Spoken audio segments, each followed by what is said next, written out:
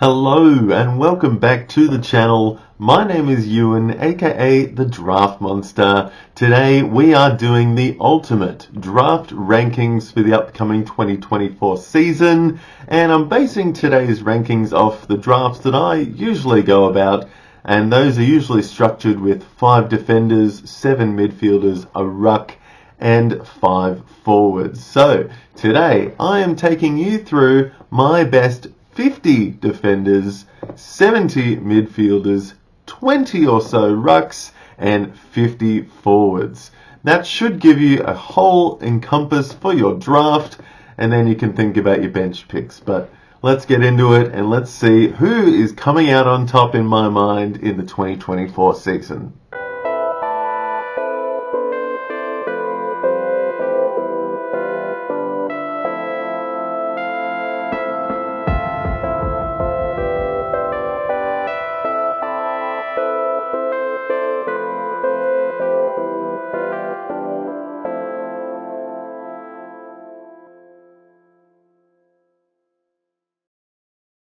So starting it off down the back, I've got my top 50 defenders for 2024. Starting it off at number 50, I have Marty Hoare coming back in for the Demons after a bit of a hiatus there where he was down in VFL level, but he has dominated in that VFL level, and this recall could just be a perfect timing in his career, so look out for Marty Hoare at the end of your draft. Next up is Nick Caulfield, the ex-Saint turned Bulldog, also a former top 10 draft pick.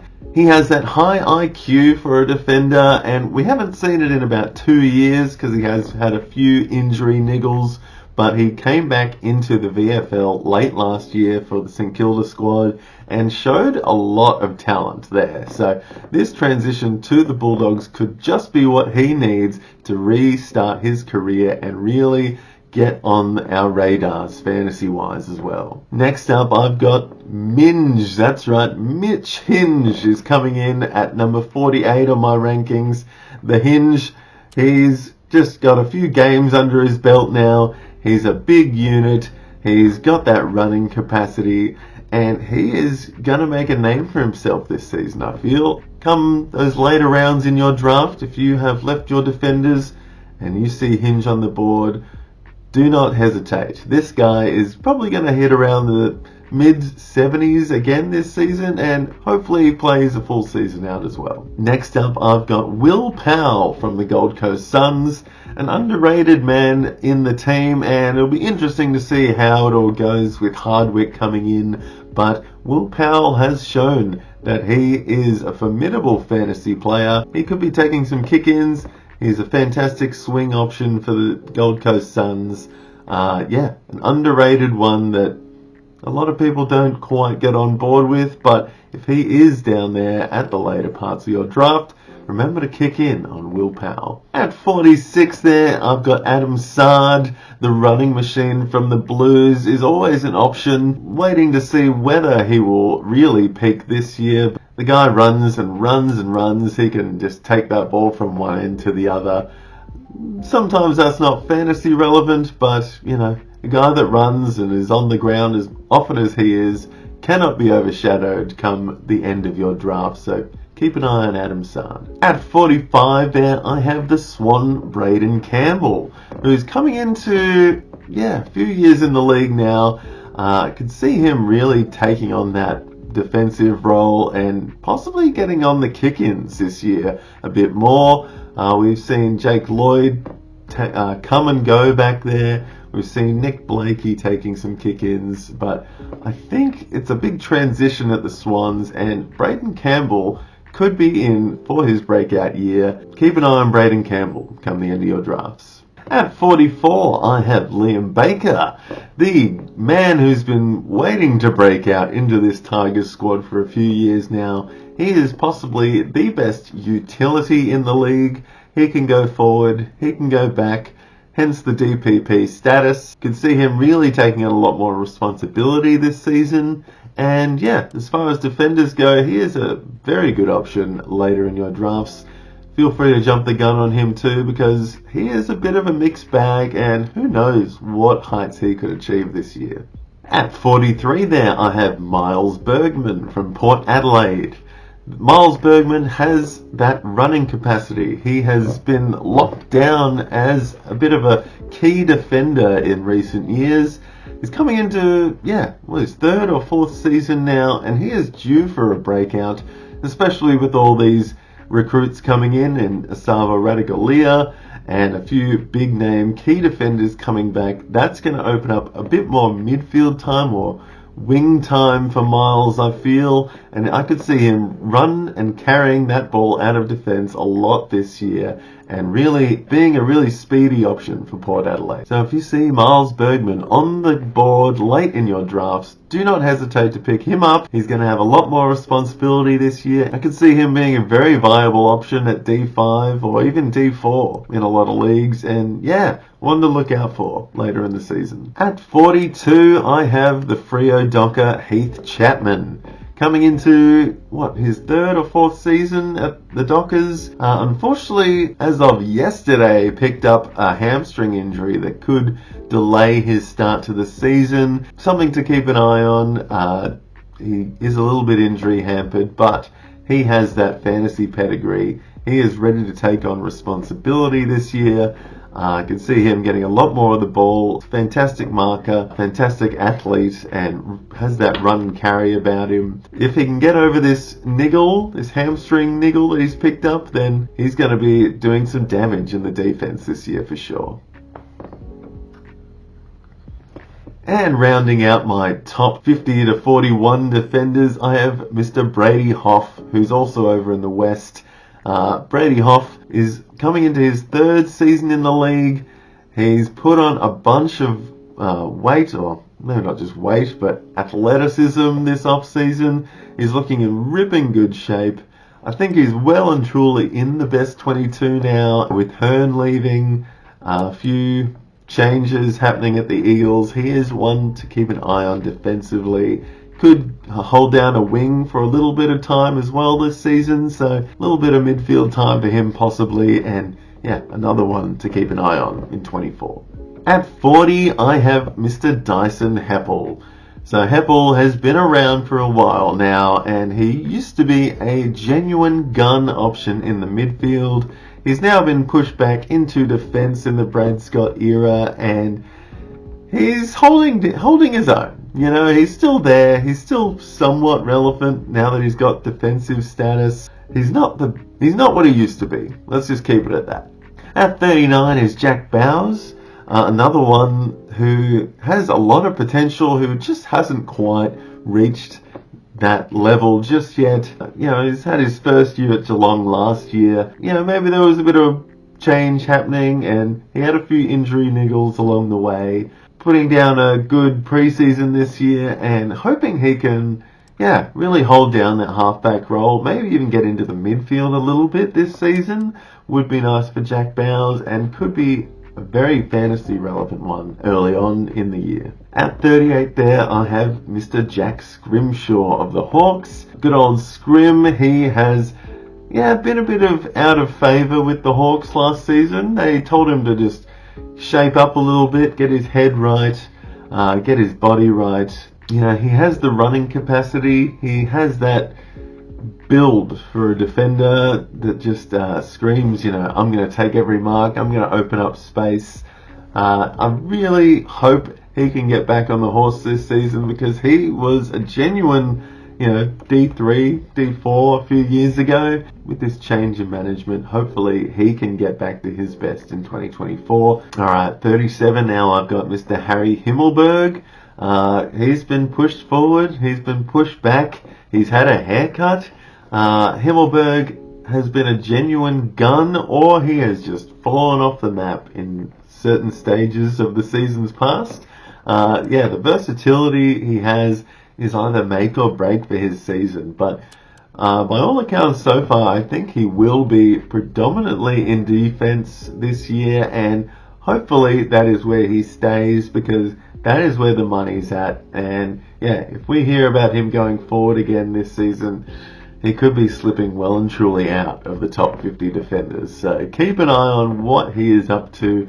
But as of this moment, I've got him right up there as a D4 at least. So yeah, Harry Himmelberg, good one at that later stages of the draft. Alright, Blues fans, I've got him here. It's Mr. Zach Williams coming in at 36 in my rankings. He has had a horrendous last few years with injury. He's been out so much, it's not funny. But he is back. He is training the house down, of course. And he is cheap, so everyone wants him in Classic. But is he relevant in Draft? Yeah, probably. He used to hit that late 80 average, even into the 90s as well. He's got that fantastic run and carry. When fit, they want the ball in his hands, with Doherty going forward into the midfield a bit more. And, a few key defenders in the back half. Zach Williams coming back with that fantastic run and carry. Could be just the thing the Blues need this season, if he can stay fit. So remember, he is a little bit made of glass, but Zach Williams, still a gun if he is on the park. So look out for him in your drafts later on. Nick Vlaston coming in at number 35 in my rankings. Took a lot of kick-ins for the Tigers the last few years. I feel like his experience is going to be needed a lot this year. He's still there. He's still in best 22 well and truly. And the Tigers are going to need him in this rebuild season, and they could be taking a lot of kick-ins. Whether Jaden Short's getting back there or not, though, we'll get to that later. But Nick Vlaston could be taking a decent percentage of kick-ins this year, and he's just a solid defender for the Tigers, and he'll probably be there for the 22 games, pending, some kind of calamity. But Nick Vlaston, decent option. Get on it. At 34, I've got Mr. Brodie Smith of the Adelaide Crows. He has been a solid option down back for the Crows the last few years. He had a bit of injury a while back, but seems like he's ready to go again. And just a solid option to get like a 70, 80 in defence this year at least.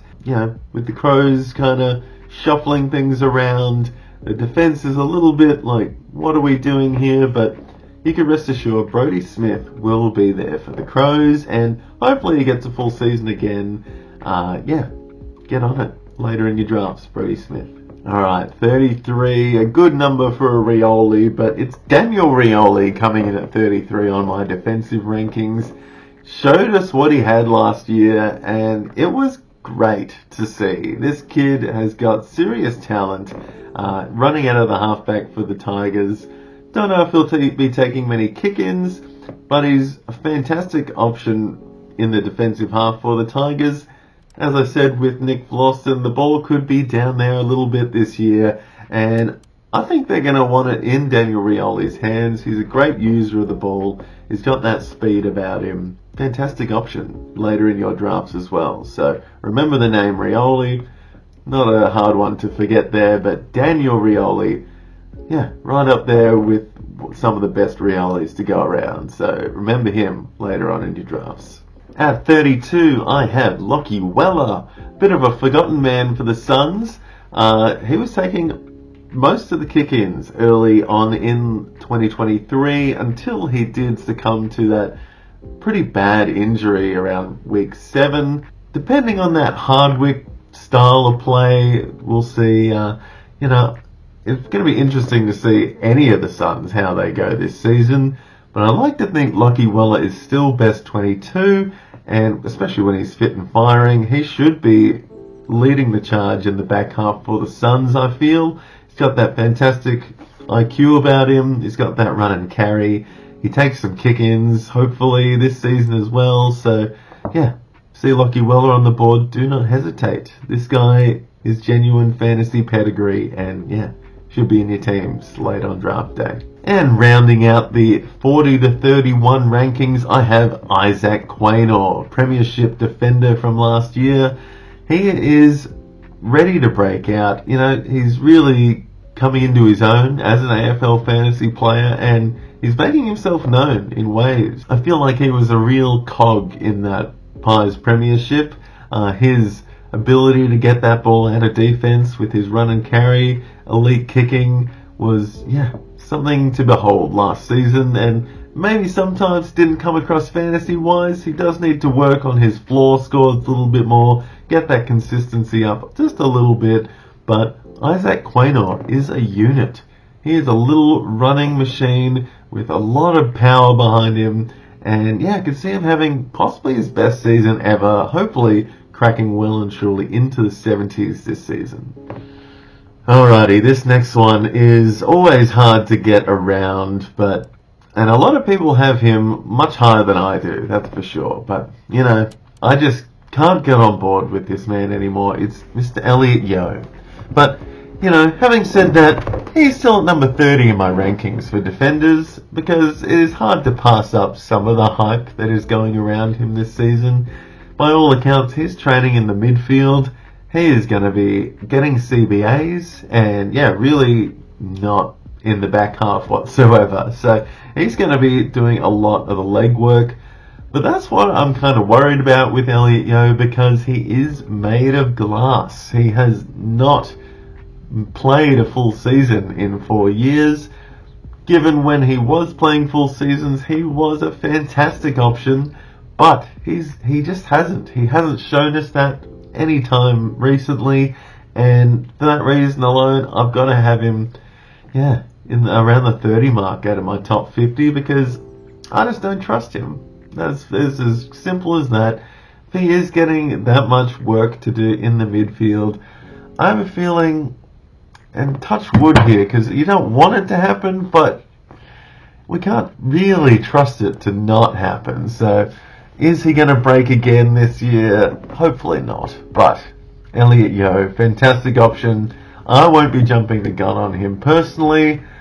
Understandable if people do, but he might not play 22 games, so that is why he's so far down on my list.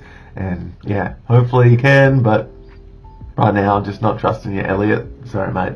29 is Christian Salem.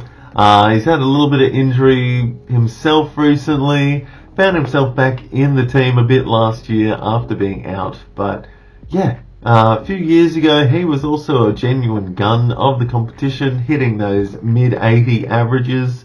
I'd like to see him get back there this season. He's got great hands. He has a great IQ for the game. He finds space easily, and fantastic distributor of the ball. So Christian Salem, a genuine, possibly even a top 20 defender this season. So keep an eye on him.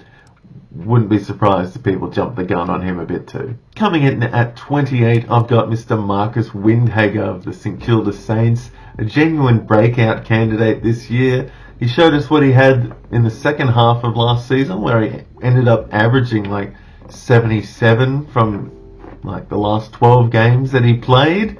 If you scratch those first 6 games, he was going pretty well. So is it time for him to break out and really get amongst it in the fantasy game? I think so, and I reckon he should definitely be on your radars. Former number 1 draft pick Andy McGrath is coming in at 27 in my rankings.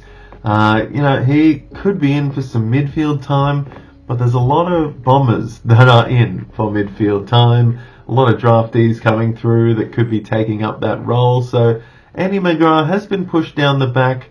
He's been taking some kick-ins. He's got a decent run and carry. He gets around the contest when it's back there. But he just doesn't have that ceiling about him. He doesn't have that consistency that I quite like in the premium defenders. I would like to think he could eventually make it into maybe the top 20, maybe even top 15 defenders in the league, but I've had him in previous years and he's still in that D3, D4 category, unfortunately. So maybe it'll change this year, but Andy McGrath, get on him later in your leagues. Do not jump the gun too much on him. The Bombers are still figuring things out. So at 26, I've got the sploosh. It is Isaac Cumming. He had a tumultuous 2023 after having a fantastic 2021, 2022, where he averaged late 80s, early 90s. You know, he just dropped off last year.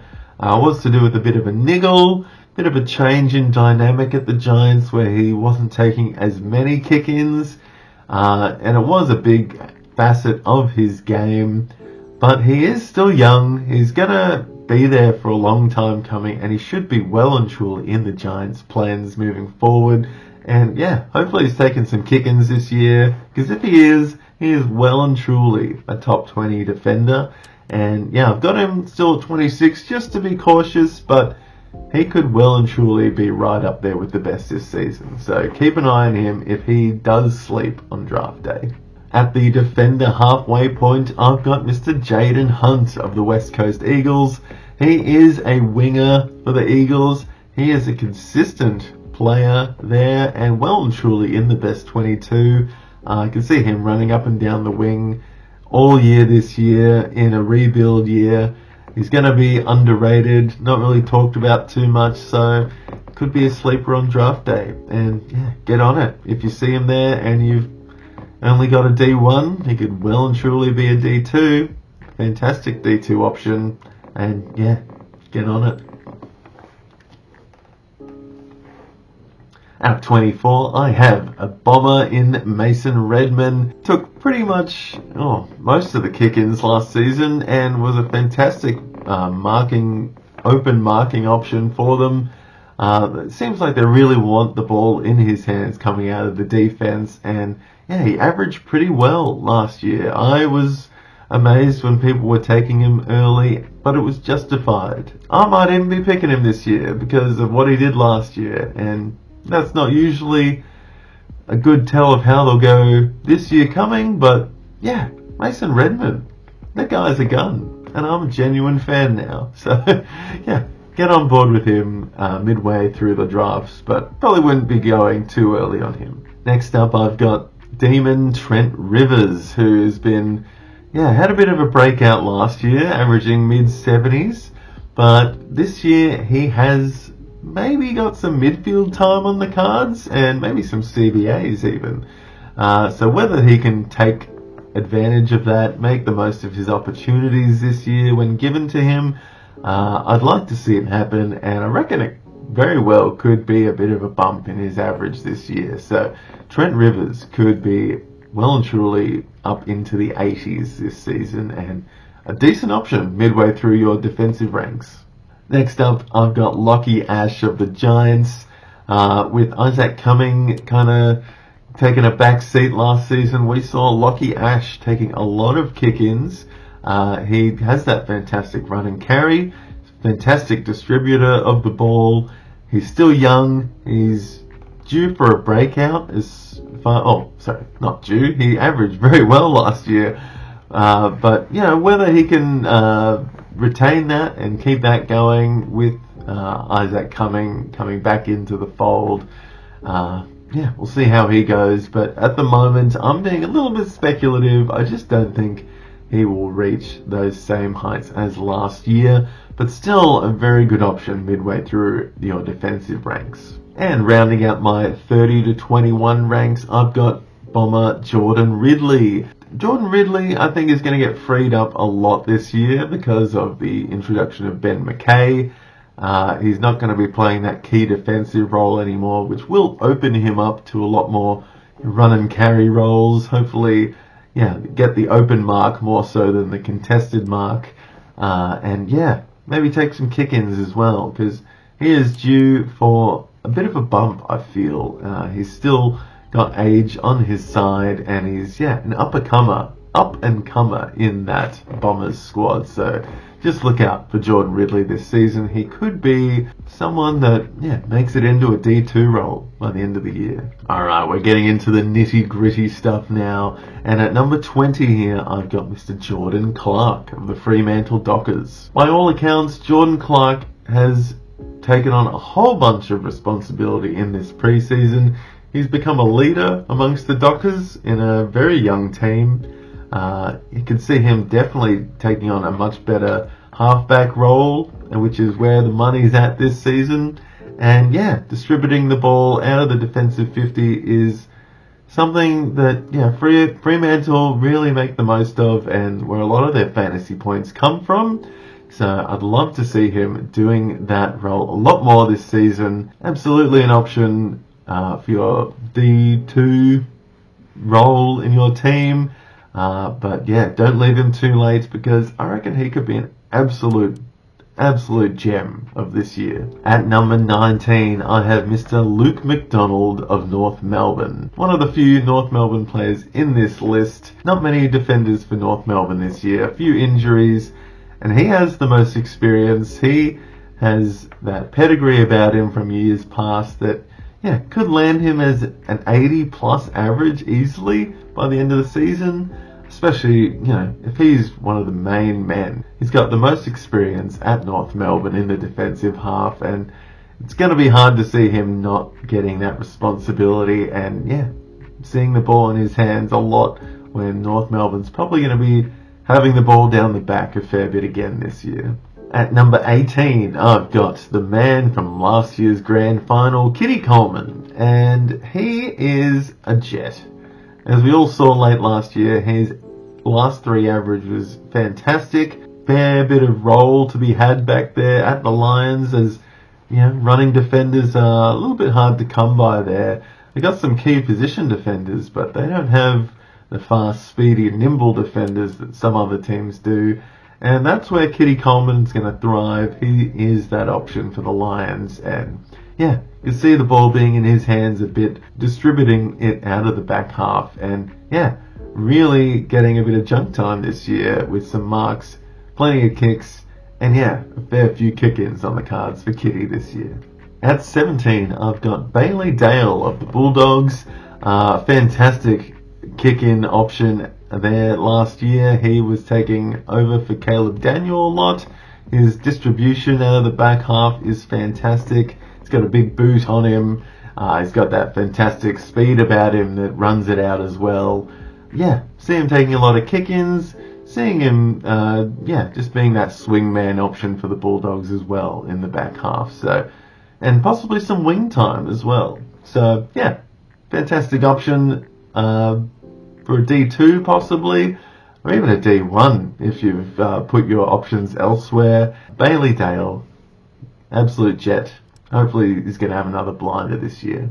At 16, I have Geelong Cat Mitch Duncan. He could be that midfield option, as he's done in previous years. But, getting on in years, I think they've got him down the back, and they're trying to get a few more youthful guns in the middle. They need that experience back there, that little bit of zip about their defense. He took a few kick-ins last year as well. And it's just hard to see him staying out of the game. He loves to inject himself on the contest wherever the ball is. So, Mitch Duncan, fantastic option for D2, maybe even D1 material. Alright, this could be a controversial one for some people, but Nick Newman is my number 15 ranked this season, and that might be a bit low for some people after the fantastic year he had last year. He was taking kick-ins. He's getting all the junk. I could definitely see him regressing this year though, with, a few more options down back for the Blues. Maybe Doherty coming back there once they get their midfield sorted this year. There are a few midfielders there. Doherty was the man. He was the man back there. Newman kind of took that from him a bit last year, and that's why he got a bump, I feel. But just don't see him quite getting to the heights of last year. Still going to be a fantastic option in your draft leagues as a D2, maybe even D1. But I won't be jumping the gun on Nick Newman this year, because I just don't have that feel about him. I just don't see him getting to those same heights as he was last year. It's as simple as that. Alright, on to the kick-in king of old, Jake Lloyd at number 14 here. Saw a little bit of his digression last year. He wasn't taking nearly as many kick-ins, wasn't playing on quite as much. Nick Blakey took over. Could see the surge of maybe Braden Campbell or someone like that coming into the Swans. Swans are always changing. They're looking to keep it fresh. And still a good option. Still good for the mid-80s, maybe the 90s again. But yeah, just not hitting those big heights as he used to anymore. Is he? Jake Lloyd coming into, he's almost 30 now. Could be seeing him just not quite hitting those same heights as he used to, but still fantastic option as a D2. And definitely even a D1 if you've really put some work into some specky forwards or bulking up your midfield early, then maybe he will be a D1 for you this year. On to Angus Brayshaw next. Fantastic midfielder for the Demons. Took a few kick-ins last year. Was that defensive and winger option. Got a few CBAs as well. If he is getting that midfield time or that winger role, then his score will be right up there again this year. Having said that, if you see midfield opportunities going more so to Viney, Trent Rivers perhaps, and he does get pushed out a bit, might see him digress a little bit, but still a fantastic option at D2, maybe even D1 again if you put money into your midfielders. But can't go wrong with a man with headgear. Good option for your defense, and I've got him as number 13, lucky 13 in my rankings this year. At number 12, I've got the big boy from last year at North in Harry Sheezel. So with all the defensive unknown happening at North this year, he could be doing the same role again with that halfback role. That fantastic, that's the new midfield time apparently. That's what he was doing in his debut season. I just don't feel like he is going to live quite up to those expectations this year. It was a fantastic debut season. He is a jet, but is that sustainable? I just don't know. He's still going to be fantastic this year. Could see him regressing maybe into the late 80s though, just because they might use him elsewhere, maybe in the forward line, maybe they'll get other options distributing from the back half. He's a great kick of the ball. He's obviously a gun, but I'm not going to be jumping the gun on Harry Sheezel in draft. I just feel like there's a few better options to have as a D1. But if you fit him in at D2, that is something special. That's going to be great. So Harry Sheezel might not live up to it this year, but still an absolute jet. And rounding out my 20 to 11 ranks, I've got Port Adelaide man Dan Houston. Gonna lift off again, gonna go to the stratosphere. He is a fantastic running defender with a bit of midfield time as well. Saw him taking a few kick-ins last year, which really bumps up his numbers a bit. One of the most experienced running defenders at Port Adelaide, and feel like they're going to be using him again well and truly. And great option for D2. Again, possibly a D1 material also. Alright, into the top 10. And at number 10, I have Luke Ryan of the Fremantle Dockers. That shift happening at Fremantle could see people like Jordan Clark or maybe even Hayden Young or some other defensive options coming into play this season. I still see Luke Ryan as the main distributor out of the kick-ins especially. Just a fantastic mark, a big-bodied defender who has that running capability, great D1 talent, and can't go wrong with Luke Ryan on draft day. At number 9, I've got Jaden Short, who a few years ago he was like a top 3, top 4 defensive option. Easy D1, regressed a bit last year with a bit of a niggle and getting a bit of time in the midfield, which actually was a bit detrimental to his scoring. I can see the Tigers using a few different options in the midfield this year, and hopefully Jaden Short will be going back to distributing the ball from the kick-ins. He has a great boot on him. He runs it out of the 15-metre square. If we see him back there in defence early in the season, he is well and truly a top 10 defender. Could be maybe even a quick sleeper on draft day if you see him there in like round 4 or 5. At number 8, I've got the breakout man from last year in Nasiah Wanganeen Millera. He is an absolute running machine. He's got that fantastic footy IQ and gets open for the mark pretty easily too. Zippy defender with some run and carry and a little bit of wing roll, I feel, as well. So the hype is real. I might have him a bit low here compared to other people, but he is a genuine gun and he could even push closer to that 100 average this year. At lucky number 7, I've got the best swingman in the league in Tom Stewart. Tom Stewart, fantastic defensive option for the Cats. They want the ball in his hands all the time. Takes some kick-ins, gets up the ground into the midfield a little bit with some CBAs. We don't want that too much because we do like him as that halfback role. He's a fantastic marker of the ball. Just a genuine gun, racking up those +6s, and I can see him doing it again this year at the Cats. He might get a bit of that midfield time, but he is a genuine gun in defence, and that's where we want him, distributing the ball, and that's where Geelong wants him too. So definitely a D1 material for your draft leagues, and yeah, get on him early because there's some serious hype about this man this year. Speaking of hype, at number 6, I've got Mr. Hayden Young of Fremantle, jetting his way into the top 10 defenders this season, I feel, because he is in for some serious midfield time.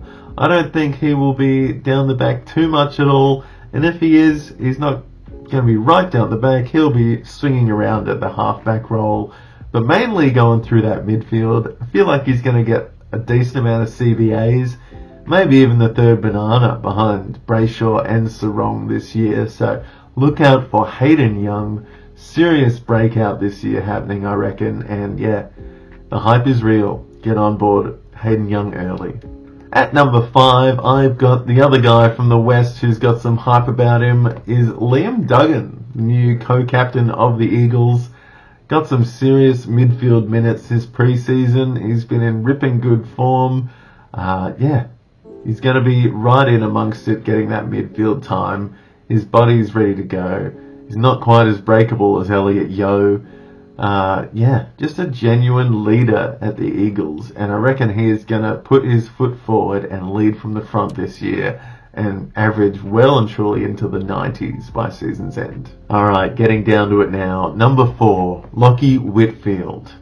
Genuine gun. Number 1 draft pick. Got some midfield time recently in years past, and he also takes plenty of kick-ins. He is a fantastic distributor out of the back half.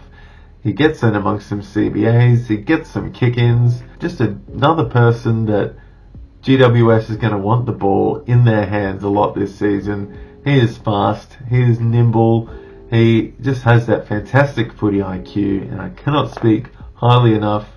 He digressed a little bit in years past, but I feel like he is going to make a big comeback this year, fantasy-wise, and yeah, that's why I've got him as number 4 in my defensive ranks this year. In the bronze place spot, I have midfield man at the Saints, Jack Sinclair. The mullet is growing back, but you know what? So is his fantasy form. It is always growing, this man. He is a unit. He is a running machine. He's going to get CBAs galore this year, I feel, and probably take some kick-ins as well. Just a leader at the club now and really made a name for himself last year. And I can see him doing it again this year. He is the third man in defense for me, and if you miss him on draft day, then, you could be regretting it. If you're keen on a defender that gets some serious midfield time, Jack Sinclair is the man. Alright. Silver medal goes to my boy, James Sicily, the marking king of the league. Just serious IQ about this guy. He's got that obvious grunt about him too. Getting +6s for days. Whether it's sustainable or not has been something talked about this season. Can he live up to that again this year? Maybe I'm being biased, but yeah. Why wouldn't he? The Hawks are going to have the ball back there a little bit again this season. He's probably going to take some kick-ins with Hardwick going forward. He's going to take a lot of kick-ins, Sicily. And yeah, he's just a fantastic marker of the ball. The Hawks want the ball in his hands. He is the main distributor out of the back half. And he's going to get some serious junk again because he has an amazing ceiling on him. This guy is going to go gold in the 150s a couple of times this year again, I reckon. And it should be no surprise who the number one defender is this year, because, I mean, everyone's talking about him since before he even got drafted, and that is Nick Dacos. 100% play on from kick-in rate, just injects himself on literally every single play. He gets around the ground, out of the back half, into the CBAs, on the wing, gets up front to kick goals. The man just gets everywhere, and he's coming into his breakout year, which is terrifying, because he could go another level even after dominating in his second year. So, one to get so excited about. I don't see him getting past like the first 3 picks in draft, just because, you know, there's going to be that guy that's like, yes, he's going to dominate this year. He's the new pig of the competition, I feel, and yeah, obviously number one defender of the league. Like, you can't go wrong with Nick Dacos. So, get on board early or regret it, that's for sure. Alrighty, on to the midfielders, and starting us off at number 70, I have Mr. Ruben Jinby from the West Coast Eagles. Coming into his second season, looks like he's put on a little bit of bulk in the off-season.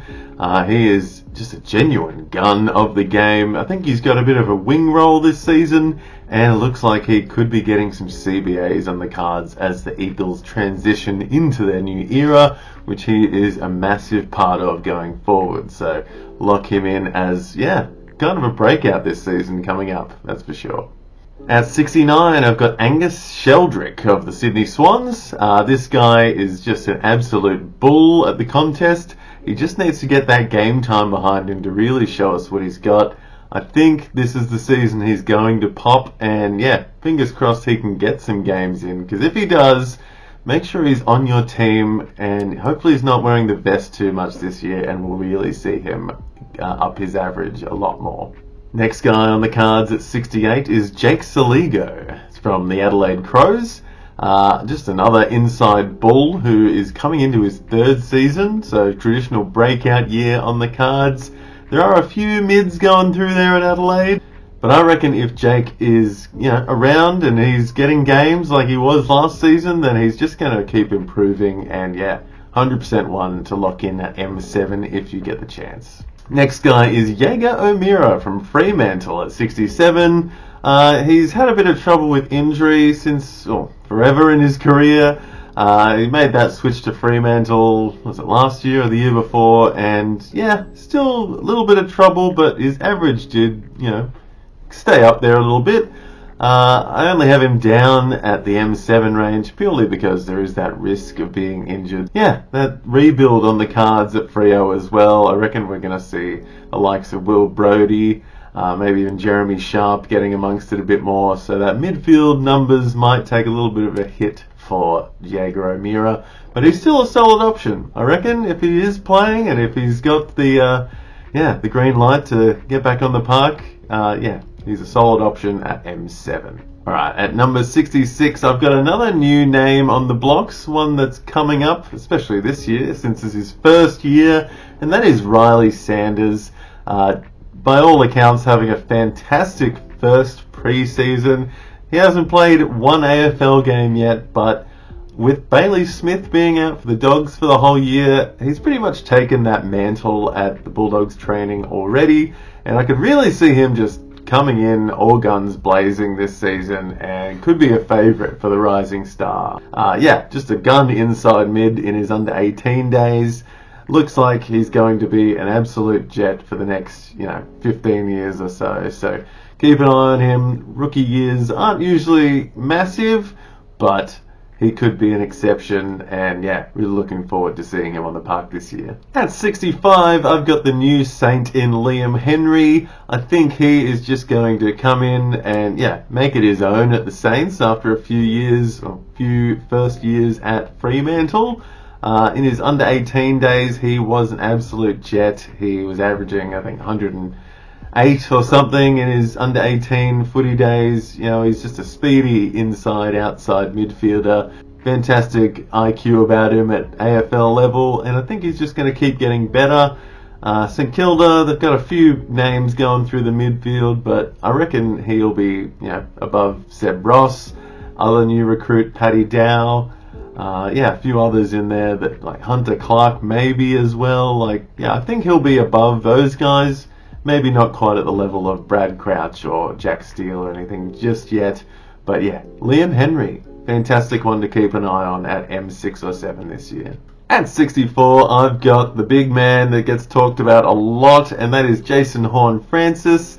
He's coming into his, third year? So traditional breakout year on the cards this year. Second year at Port Adelaide, and by all accounts getting a lot more midfield time at training. He's part of the big three there, it seems, nowadays, or big four, I guess, with Ollie Wines there still. And he could be having a comeback as well. But yeah, Jason Horne-Francis, can't really pass him up. He is going to be a Jet of the next 10, 15 years. So 100% need to keep an eye on him this year. And yeah, might go a bit earlier than an M7. He has a bit of the low floor scores last year. So I reckon with a little bit of consistency in the midfield, he will be banging down the door at M7, M6. And yeah, 100% one to keep an eye on coming into 2024. At 63 here, I have one of the youngest Geelong players in Tanner Bruhn. Just a fantastic option in the midfield. Hopefully he is going to get a lot more game time this year, as he was the sub or subbed off a few times last year, and he had a bit of an injury in there as well. But this season could be his big one after 4 years in the season now. A little bit at GWS, a little bit at Geelong. The Cats are going through this phase that they're not really open about, but they've got a lot of old guys there, and he is not one of them. So hopefully they do give the young guys like Tanner Bruhn a bit more of a green light moving forward. And yeah, just he's bulked up. He's looking just pristine form in this preseason. He's looking super fit, and it's really exciting for the Cats to have someone like him coming through, because they need a bit of youth through the middle, and I think Tanner Bruhn is the one to do it. At 62, I've got the veteran Wiggle in Dom Sheed. Just a pretty consistent performer over the last few years. West Coast is going through this rebuild kind of phase because they've been just, having a lot of tough times at the bottom of the ladder. But, he's still there, Dom Sheed. He is an absolute jet on the wing and through the middle. Obviously not a bad crack at goal either. Ask any Collingwood fan. Maybe the new kids on the block will impede him a little bit more this season, so I'm expecting him maybe to regress a little bit. But, when they're looking for experience and they need someone in there to really take hold of a game, you can really count on Dom Sheed to, pull his socks up and get amongst it. And, good one to have at M6, M7 as well. And rounding out the 70 to 61 range, I've got Mr. Blake Acres of the Carlton Blues. Another underrated one there. I feel like he took his opportunities in 2023 and he made the most of it, and really did show us that he is one to be reckoned with in the fantasy game. With Sam Walsh was a little bit out last year. Patrick Cripps regressed a bit. So there was that opportunity for him. So we'll see if he can keep it going this year. I have a feeling he will, same as Dom Sheed, just regress that little bit. But, prove me wrong, Blake. You've got it in you. You've come over from the Fremantle only a year or two ago, and probably going to make another statement this year. So good cheeky one to have at the end of your draft as well. Alright, next up at 60, I've got the second rookie on my list, and it is a big one here in Kobe McKercher. Probably a little bit low for some people, I'd say, but maybe I'm just taking a little bit of caution. Kobe McKercher is and will be a jet in the AFL. He's going to be a top 10 midfielder in the next few years, probably. Coming into his first year, being a little bit precautionary, just in case, he doesn't hit those highs that other people think he's going to get. A lot of people think he could average up to 90 in his debut season, maybe even 95.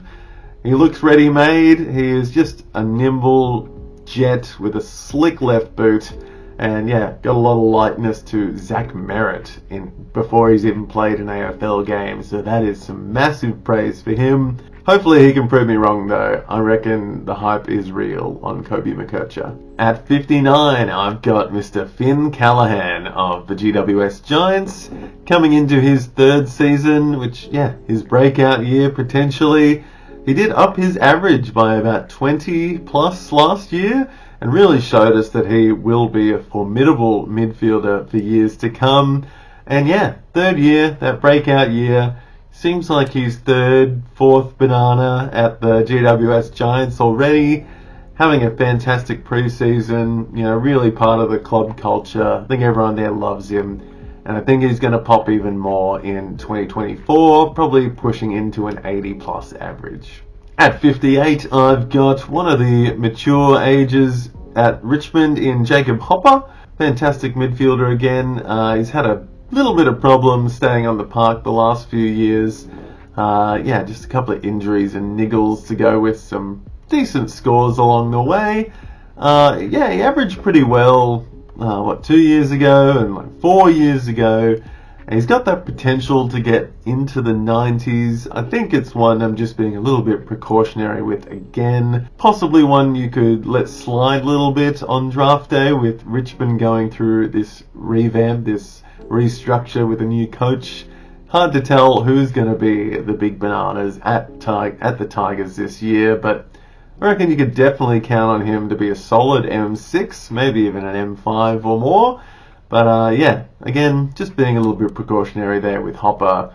Could be anything this year, but yeah, maybe let him slide, let him get to the later rounds in your draft. At 57, I've got the Rowbum, Mr. James Rowbottom of the Sydney Swans. A fantastic tackler, most tackles outside of like CBAs and things last year, and yeah, fantastic tackler in the game.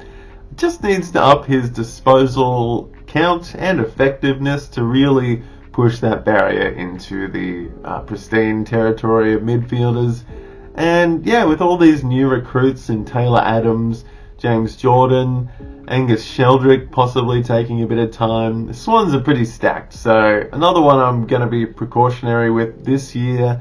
Again, could prove me wrong, could finally have his breakout year this year. He's still very young, so anything could happen with him. But yeah, I think with all these midfielders at the Swans, he could be one to just, either stay where he is or maybe, push into the 80s a bit more in his average. But yeah, as of right now, I've got him down at 57 for midfielders, and you could probably let him slide a little bit on draft day. At 56, I've got one of my boys in James Worpel. Had a bit of a shocker 2 years ago where the Hawks were really figuring themselves out. Came back last year to have a pretty decent average in the end and put his foot forward as that second, third tier midfielder at the Hawks. Obviously, you've got John Newcomb and eventually Will Day will be back in action at the Hawks. So maybe in those early rounds we will see what James Worpel can do. But once Will Day comes back, Josh Ward's also banging down the door for that fourth or third banana spot. There's a few midfielders going through there, and yeah, James Worpel probably still a solid option at M5 or 6. But wouldn't be jumping the gun on him too much in the drafts this year. At 55, I've got Jai Simpkin of North Melbourne. I had him in my single season draft league last year. I was expecting big things, and there's something about him. There's just something that he can't quite put together 4 quarters, it seems. He's had, a few injuries along the way. He was a little bit underwhelming last year, and it's enough to make me put him right down at the M6, M5 kind of category. Yes, he has the potential to be maybe an M3 or so, but I'm just yet to see it. I'm yet to see it, and with all this happening at North Melbourne, with Clarkson finally having his first full season as coach, a few up-and-coming midfielders in George Wardlaw, Toby McKercher, LDU's going to have a big one, I reckon. A few others running through there, and it could just eat up the amount of possessions Jai Simpkin could be getting. That's as simple as that. Top that with the injury run he's had the last few years, and that's, enough for me to put him down at M5, M6 at best. At 54, I've got the old man in Patrick Dangerfield. Just a gun for the Cats in seasons past, but in recent times he has just fallen off that little bit to really make him a little bit questionable to have in your team at all at some stages.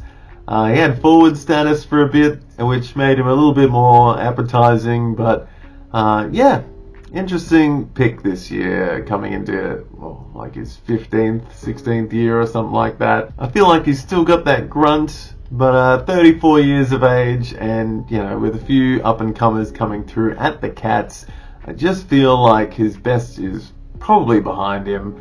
Could be good for maybe an 80 average this year, but the jury's out on Patrick Dangerfield. See if he brings his best. Could see him being forward a bit more this year and possibly taking some break time in between games. We'll see if he can play a full season out. At 53, I've got another one of my guys in Karl Amon. Now, this is going to be an interesting one this year. A lot of people are keen on Karl Amon, and that's because he has been seen training on that defensive half-back role, which is the juicy spot this year in fantasy. It's where a lot of the junk happens. Could be one to get DPP status. A few years ago he was averaging close to 100 at Port Adelaide, and he finished last year really, really strong. So someone to keep an eye on at your drafts, especially if you're thinking about adding to your defense early or midway through the year with the DPP changes. He could very well get defensive status early on in the year.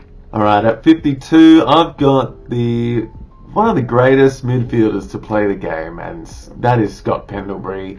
Very strange to have him this low, but we gotta recognise that the man is 35. He's just come off a premiership, he's done it all now. He is a gazelle. He goes in slow motion still, but I just feel like there's got to be that change at some point. Him and Steel Sidebottom have been doing the job for a while, and I feel like this could be the year he, really takes a bit more of a back seat in the middle. Maybe even, again, he could get DPP like I think he did last year or the year before. Scott Pendlebury, a legend of the game, but I have a feeling his fantasy output is not going to be quite up there with what we're used to this year.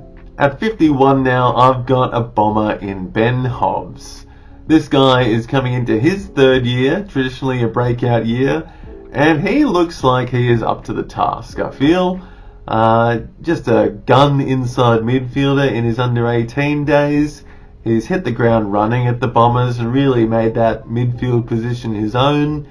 The only thing I could really think of deterring him is the amount of people running through the midfield at the Bombers is a little bit scary. Apparently everyone's running through there, even some of the forwards, but I reckon he is very possibly the third or fourth banana at the Bombers this year and could probably make a name for himself. And I reckon he could well and truly get into the mid to late 80 average by the end of the season. Alright, into the 50s now, and the first one off the rank here is a North Melbourne guy I forgot to mention earlier when I was talking about Kobe and Jai, but Bailey Scott. He's been underrated as heck in the last few seasons. Last year he averaged well and truly into the 80s and really stamped his name on the game.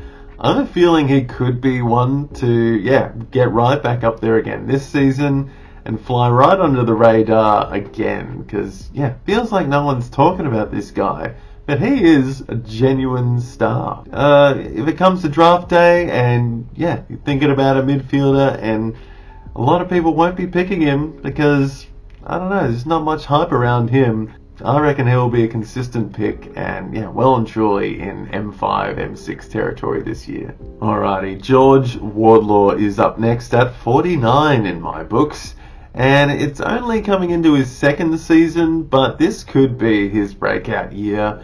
Everyone's hyped, everyone's ready for him to go big in season 2, and I reckon it's justified. He is essentially taking over that Ben Cunnington mantle. I think he's going to be an inside, grunty, contested ball winner.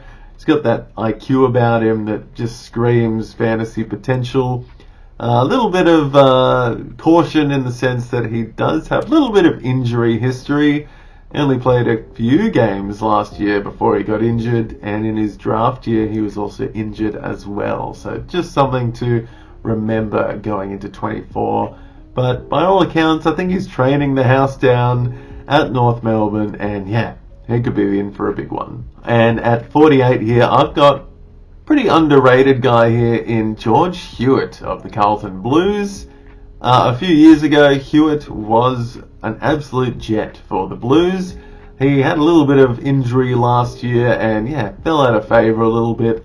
Might have been why we saw Blake Acres get a bit of a pump up in his average. But I reckon George Hewitt is a forgotten man at the Blues as well, and well and truly underrated in that team. He's an inside mid with the potential to go back in defence and do that halfback role, and also jump on the wing and run up and down there as well. So lots of different role options for him, and if he can stay fit, easily 85 plus average for George Hewitt this year. 47, I've got another one of my boys in Josh Ward, coming into his third season at the Hawks, traditional breakout year. When he was in his under 18 days, he had an average that rivaled Nick Dacos. We all know Nick Dacos, talked about him just before, absolute jet. And Josh Ward was right up there, fantasy-wise, with him in his under 18 days. And this could be the season that he really jumps up a notch and gets amongst it. The Hawks finally getting this youth to pop, I hope, this year. And I reckon he could be the third or fourth banana up there for the Hawks. Inside mid, accumulating potential for him. And hopefully he can get right on the horse this year and average well into the 80s. 46, I've got a bull in Jordan De Goey. Usually we've seen him with forward status, and that could be the case later in the season. But we did see him get a lot of CBAs last year. He was running through the middle. He was doing it well. He was pushing people around. Probably a fact that got them to that premiership in the end, that he was really taking that midfield into his own two hands. Could see him doing it again this year, really taking on that midfield role, getting the CBAs, not pushing forward as often, so more time to accumulate in the middle. And hopefully he doesn't get suspended too much or get out of the game for too much this year, because he is a genuine gun. Hopefully he can stay on the park. At 45, I've got another swan in Luke Parker, one of the most consistent guys to play the game over the last 10 years almost. And just can't keep this guy down. He has played almost every game in that time. He's always averaged late 80s over the 90s. Never averaged those big numbers though, is something to think about. He's never averaged 100 plus, I don't think. But even with all the stacked midfielders at the Swans, I still think he is a solid M4, M5 option in your team, and probably one that you could let slide a little bit on draft day. But if you're thinking you need to bump up your midfield a little bit, you can't go wrong with Luke Parker. Speaking of consistent players, at 44 I've got Mr. Jack Crisp of the Collingwood Magpies. This guy is just a machine. He hasn't missed a game, I don't think, in like 6 seasons or something mental, probably even longer. Just super consistent. Used to have the defensive status, which really bumped him up a little bit in my books, but he's just a midfielder this year, and could see him taking a lot more responsibility.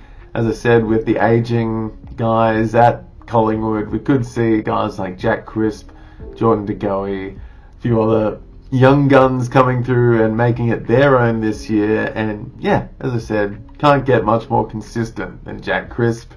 He'll be playing 22 games again this season, or 23 now.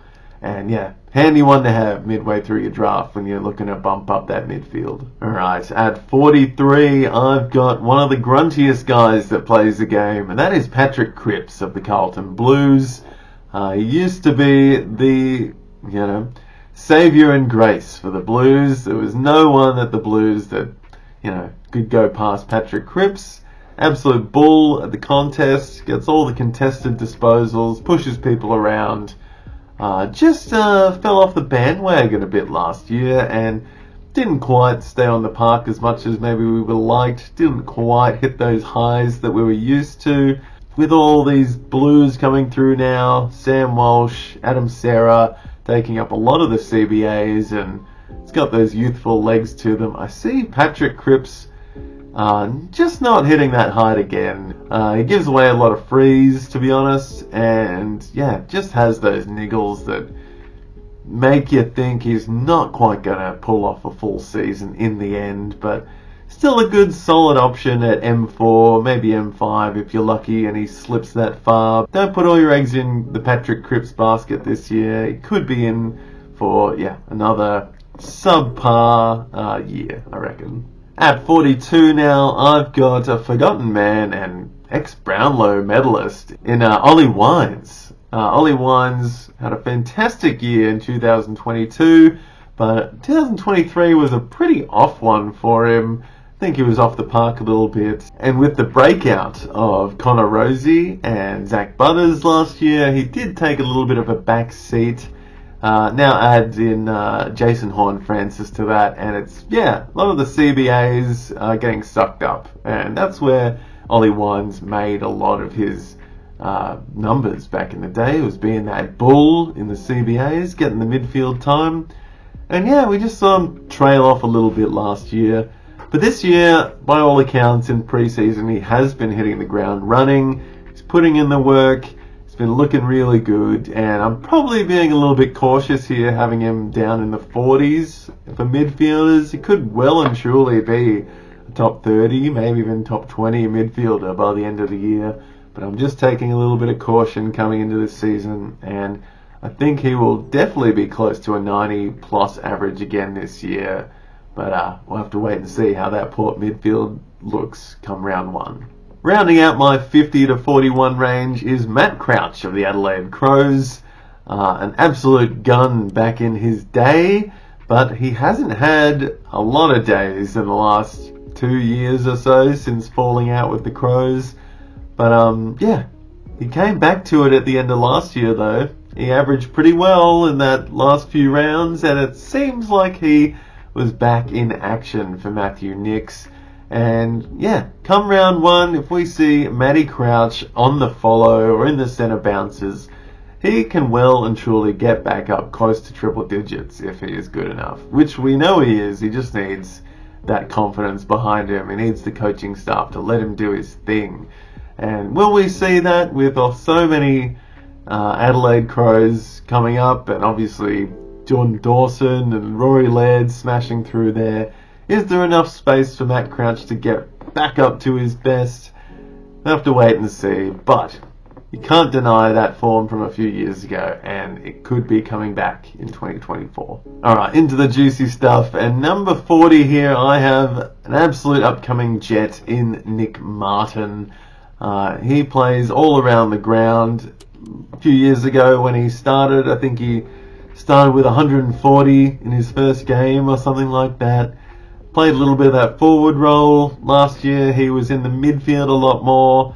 And by all accounts in this preseason, he looks like he's going back to that half-back role and possibly getting some wing time and CBAs as well along the way. So if you haven't heard, the half-back role is the new moneymaker. It's the big one that we want. It's even better than CBAs this year. It's that junk time that we're hoping for, and Nick Martin could be a big beneficiary of that at the Bombers. And he's just got that footy IQ, he's got that athleticism, he's coming into his third year in the system, came in as a little bit of a later recruit. He's got so much talent, and I reckon this could be another great year for Nick Martin. At 39 now, I've got my fourth swan on this list in Chad Warner. He was running through the CBAs a lot last year, really showed us what he had. I think he's only 22 still or something. He's still so young, but he is an absolute beast at the contest and just finding space for himself in the middle. Fantastic accumulator, manages to make space outside and get some marks going, and push forward to kick a goal or two too. So fantastic one at M3, M4 in your draft leagues, and 100% could be pushing up to that triple digit mark this year as well. Alright, Collingwood fans, it's time for Tom Mitchell, the pig of old. Back in the Hawk days, he was getting into that 120 category for an average, but with the Pies game plan, it seems like he is a little bit restrained in that aspect, and I'm being modest here after the last few years having him as a top 10, and he just hasn't proven to hit that mark anymore. Really feel like that Collingwood game plan, the sharing around the ball, is just not what we wanted from him. You know, we want that selfishness, and Collingwood players aren't really doing that for us anymore, apart from Nick Dacos. Tom Mitchell, don't see him quite getting to those heights. He really relies on disposals to get the big scores, and won't be getting 40 disposal games anymore. He did have a half decent finish to last year. I think he turned up a few times towards the end, but with all this upcoming talent coming in at Collingwood and a new phase kind of starting maybe after that premiership, I just see him hitting the 90s again this year and not quite getting back to that big form. Alright, at 37 I've got Matt Rowell, number 1 draft pick from a few years ago now. He had that big injury in his debut season, and we just haven't seen him pop just yet. Had a great season last year, but I reckon he can take it one further this year and maybe even get close to a 100 average if possible. He's a great inside midfielder. Going to be interesting to see how Hardwick uses him, in his first season. So could we see him have a big surge up the ladder this year and possibly get into that top 30, maybe top 20 midfielders by the end of the year. Alright, another Collingwood guy here in Josh Dacos. Just a great gut-running midfielder, and gets on the wing and gets open for those marks. Just imposes himself on the game everywhere, gets forward and even kicks a goal or two as well. Just can't keep him out of the game, and he had his best average last year. I think he averaged 94 or so, and I don't see why he's not going to do it again. With his brother in the team, seems like they like to kick it to each other. They're the new era at Collingwood, and he's only 25 still, so still hitting his prime. And fantastic, consistent option to have in your midfield at M4, even M5 if you're lucky. At the halfway point for the midfielders, I've got another one of my guys in Will Day. Will Day could be a lot higher on this list, but I'm taking a little bit of caution with him as he does have an injury coming into this season. Don't think we'll be seeing Will Day for the first month or so of the season, and then we'll see how he gets back into the team after he is fit and ready to go. But can't deny he does have a fantastic fantasy game. He just imposes himself on the contest. He's a fantastic runner, just goes up and down, finds space for himself again, gets the CBAs. That youth boost at Hawthorn is really coming through, and I reckon he is second banana behind Jai Newcomb coming into the season. 34 here, I've got the first Lion on my list actually, and that is Hugh McCluggage. A big benefactor, I reckon, with Ashcroft out for the first half of the year. And, he's still got that youthfulness about him. I think he's only 25, 26 as well. Could be the year we finally see Hugh McCluggage pop. He's a fantastic wingman. He does get some CBAs as well. He's got a great kick to goal on him, as we saw last year. I think he got the winner in one of the games last year, so he's good under pressure. And could definitely be one to accumulate a lot more with Ashcroft out this year. At 33, I've got Adam Serra of the Carlton Blues. A fantastic accumulator at the contest. Saw him get a lot more CBAs last year. I think he's really taken over and goes really well with Sam Walsh as well. They're the two that are really getting the grunt of the ball at the Blues these days, and I think we're maybe going to see his best year yet this year if he can stay fit and firing. Pick him up if he's just sitting there at maybe an M3 role even. Could even be pushing into an M2 in a few teams by the end of the year. But yeah, Adam Serra, great one to look out for in 2024. At 32, I've got Cam Guthrie. He had a little bit of a lackluster year. Was it last year or the year before, where he was injured for a lot? He cut off that glorious hairstyle that he had, and now he's got a lot more aerodynamics to him. But seems like he's been having a fantastic preseason. I think he was training overseas, and he's come back looking fantastic. I reckon, yeah, with a few of the old guys kind of taking a back seat, Cam Guthrie's still not the youngest at the Cats, but he's still got that potential in him, and I reckon this could maybe be his best year yet, coming in at Geelong. 100% one to look out for sleeper-wise in your drafts, and yeah, can't go wrong, I reckon, with Cam Guthrie this year. And rounding out my 40 to 31 list is Callum Mills. And a lot of people might be shocked to see him at 31 on a list, but that is purely because he will not be playing for maybe the first third of the year.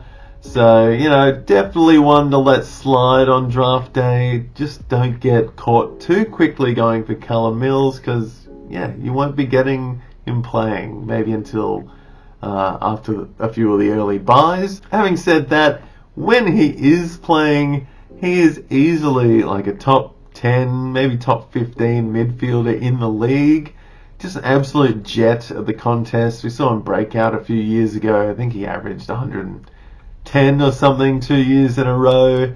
Just a shame that we won't be seeing him for the first third of the year this year. Into the top 30 now, and at 30 I've got Sam Doherty, another blue here. Used to be defender for the last few years, and this is first year he's not been a defender, so he's getting a lot more midfield time, and I don't know if that's necessarily a good thing, because he was the junk king for a while there. He was taking marks for fun at the back. Everyone wanted the ball in his hands, and yeah, with the midfield time, it's one of those rare cases where he might actually have a regression, because there are a lot of midfielders coming through there. A few of the midfielders were injured last year, and he had to take up that role. Fingers crossed we do see him maybe pick up DPP status later in the year, and if that is the case, he will be a solid defender come halfway through the year. But as for midfielders, I just don't have him hitting that peak that he did. At 29, I've got Mr. Adam Treloar. Hopefully we will see him get back to that pre-2020 form this year, especially with Bailey Smith out, and a few games late last year. I think he had one of the best averages at the end of last year. I think he averaged like 120 or 115 from his last 3 or 5 games. So he really picked up, and it doesn't reflect in his overall average, but yeah, again, with the opportunities on hand at the Doggies with Bailey Smith out, and needing a little bit of experience maybe to step up, I reckon we could see a resurgence of Adam Treloar at the Western Bulldogs this year. At 28 now, I've got Stephen Cornelio of the GWS Giants. He is definitely the third banana at the Giants, and he is an absolute jet. He doesn't quite hit those high heights, but he is very, very consistent. He does have a couple of games where he just like, what happened, Stephen? But I think he will once again be a great option in the midfield for the Giants, and maybe even an M2 or 3 material for your draft teams.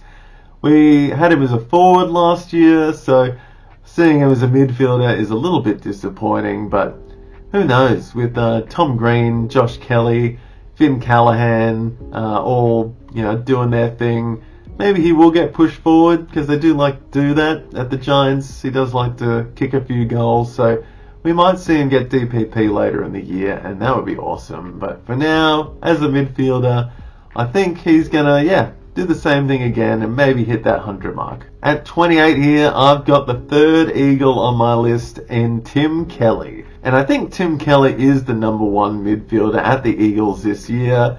There's a lot of talk about Elliot Yeo sucking up some CBAs, but Tim Kelly was the man last year. I think he did really well in an awful season for the Eagles. And I don't see why that's going to change this year. He is, going to be in there getting CBAs. He's their grunty contested ball midfielder. And I don't see why Tim Kelly again can't get close to a 100 average this year. At 26 now, I've got the most tattooed man in the league in Tom Liberatore, the absolute larrikin at the Bulldogs, an absolute beast. He loves to tackle, loves to get the contested possessions and feed it out to the other guys at the Doggies. I feel like, again, another one that's going to benefit from the Bailey Smith injury and really bring that experience to the midfield. And he is the CBA king at the Doggies. He's always around the contest, just needs to inject himself that little bit more, and we could see him go 100 plus this year again. At 25, I've got Noah Anderson of the Gold Coast Suns. See him really getting amongst it again this year. Really loves to inject himself in the midfield in those CBAs and also get out on the wing and get some extra junk points as well. So he's got a few roles at the Suns. With Hardwick coming in, interesting to see again how he's going to get used coming into the season. But I think he is just one to lock and load for this year again. He can't keep him out of the contest. And he's really going to pull his finger out this year, I reckon, and maybe go 100 plus again. At 24, I've got the second banana, in my opinion, at the Giants, and that is Josh Kelly. This guy is a primo. He probably should be a bit higher than this, but I feel like he does have that injury proneness to him. But on a bad day, he has a pretty damn good floor. On a good day, this guy could get right up in the 140s and win you a week. He's just a absolutely great performer on any given day, really. Gets the CBAs, gets his hands dirty in the middle. With the Tom Green resurgence, might see Tom Green get a bit selfish and take some ball off him, but Josh Kelly is the man, or one of the main men at the Giants, and I see him having another great season in 2024. Alright, lucky number 23 now, and maybe the first demon I've had on my list so far, and this is Jack Viney coming into the season. I've never quite rated Viney right up there with the rest of the primos, but I reckon this year could be possibly his best. He showed us late last year with Clayton Oliver out a little bit just how good he can be. He hit some huge scores towards the end of last year, and I feel like I've seen some fantastic footage of him already in the preseason this year. He's been training like crazy. I think he's been the first to training, the last to leave kind of guy. Just really throwing his body around, and I could really see Jack Viney having his best season ever at the Giants this season. At 22 now, I've got one of the big primos in the game in Lachie Neale. And now, to have him at 22 might come as a bit of a surprise, but that just shows the caliber of this year's midfielders, to be honest. I think Lachie Neale, he had a bit of an off year last year.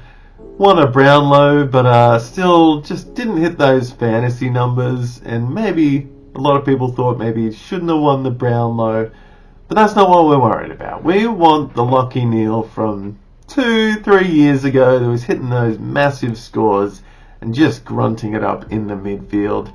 He runs all day, he gets the CBAs, gets accumulating like crazy. He's probably going to slide a lot this year, or it could be a sleeper, especially with that Ashcroft injury keeping him out for the first half of the year. Could see Lachie Neale really taking that responsibility back in 2024.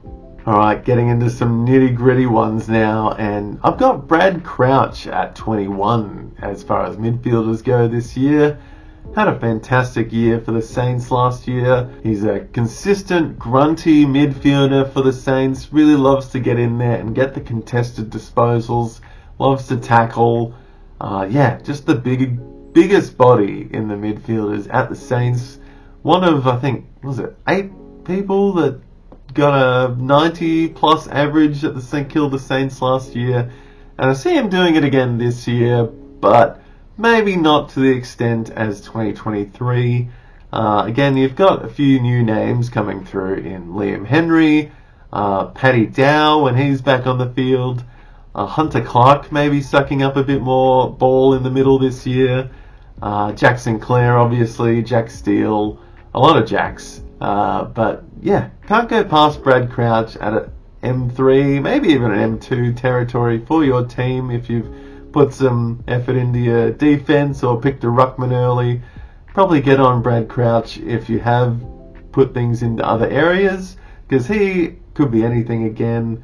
Maybe being a bit conservative, saying that he might regress, but St Kilda were the highest scoring fantasy team last year, and I don't see that changing a lot this year. He's going to really get amongst it again, and yeah, can't go wrong with one of the Crouch brothers. Alright, top 20 time, and I might be a bit biased here, but this is the year we see Jai Newcomb crack the 100 mark. He is only 22, but he looks like a 26-year-old with that rig. He's an absolute beast at the contest. I see him being the number 1 man for the Hawks this year, and yeah, really getting amongst it. Really could be upping that disposal count and accumulating a lot more this year. We know he loves to tackle. We know he just loves to impose himself on the contest.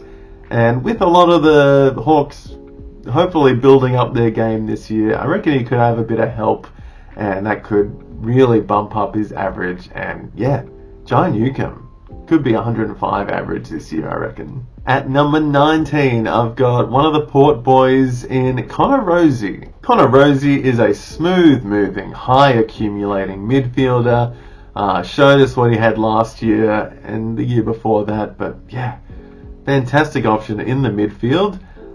Could see him really putting his foot forward as the number 1 man at Port Adelaide, but yeah, he's just taken on the captaincy. He's got the number 1 jersey.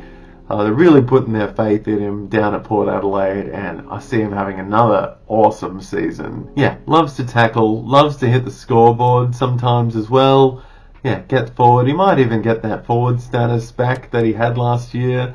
But even if he is just a midfielder, you can count on Connor Rozee accumulating like heck in the midfield. Speaking of blinders, I reckon it is time for the unicorn to really step up his game this year. And yeah, I'm talking about Luke Davies-Uniacke, just a contested ball winner at North Melbourne. People have been saying he's going to break out for a while now, and we saw a bit of it last year, but I reckon this is the year he really pops. He's got those up-and-coming kids at North Melbourne, and they're all going to be around him, feeding him the ball as often as possible. I feel it's going to be the head honcho at North Melbourne, and yeah, 100% see him getting into the triple digits this year. At 17 here, I've got the beast of the demons in Christian Petracca. Petracca is a pretty special midfielder actually, because he just has such an imposing force on the game. He will weave his way through traffic. He just eyes on the ball, go for it. If he gets it, he's off. You know, he's off with that fantastic forward presence. I think he was number 1 or 2 for score involvements last year and scoring assists. Just a great inside 50 ball winner. Fantastic to watch too. I just love watching Christian Petracca out of the middle, on the wing even, just speeding away, leaving people in his dust. He did maybe get a bit more to his average last year with Clayton Oliver being out for a lot of the season, so I've just pipped him back a little bit from last year's average maybe, but still one to look out for in your drafts as a solid M2, even an M1. At 16 now, I have Josh Dunkley of the Brisbane Lions. just an absolute accumulator again. There was a huge bit of hype going into last year with Josh Dunkley, and it didn't quite live up to our expectations. Still averaged 105 though, even though people think he had a lackluster year. Will we see him resurge and get above 110 again? Could be pushing it. Having said that, he has shaved his head, a little bit more aerodynamic coming into 2024, and hell, that could be the boost he needs to really amp back up his game this year. At 15, I've got Darcy Parish of the Essendon Bombers. Darcy Parish is a high accumulator. He really measures out his game with disposals. I think he averaged something like 30 disposals a game last year. And as well as that, he was the #1 clearance winner in the AFL last year, if you can believe it. Beating everyone at the CBAs, getting the most possessions out of the middle and the CBAs. So really a huge accumulator of the ball. It doesn't need to make up for it with marking or tackles, but he gets a few of those as well. So I feel like he's definitely second banana at the Bombers. At 14, I've got the man at Port Adelaide everyone's got on their mind, and that is Zach Butters. Zach Butters had the 6th most disposals in the AFL last year in a massive breakout season. He also had the forward status, but that's long gone now, and we've just got him as a midfielder. But that's okay, because Zach Butters is a fantastic midfielder. He's a possession hunter. He just can't stay away from the contest. He weaves through traffic, finds it all over the ground, and one of the main men Ken Hinckley is going to be relying on this year to maybe crack back into the top 8. Zach Butters, fantastic option for your midfield, even an M1 or definitely an M2. Zach Butters is going to have an awesome year this year. At lucky number 13, I've got one of the previous #1 draft picks in Sam Walsh. I reckon he is going to be the main man at the Blues this year. He had a slow start last year and didn't quite hit the heights of previous years where we saw him absolutely dominate. But with a good preseason under his belt, and we'll see how some of these pracky matches go, but Sam Walsh is a force to be reckoned with. Fantastic footy IQ, just machine runner. Gonna get all the CBAs at Carlton. And can't see him having the same year he had last year. I think he's going to get back to that solid form, and I reckon he's going to get right back into that 100 plus average, maybe even 105, could be 110 if he really gets going. So keep an eye on Sam Walsh, could be M1 material in your drafts. Another man making a comeback this year, I reckon, is Jack Steele of the St Kilda Saints. An absolute tackling machine, and another one that we saw have a little bit of a dip last year with a few niggles and just a couple of form issues last year. I feel like this could be a year where he puts that behind him. He's been having a fantastic preseason. He averaged 120 or something a few years ago, and that is enough for me to say he can well and truly get back above 100 this year. And I think he averaged mid-90s last year, and I think that's well and truly underpricing the man of steel.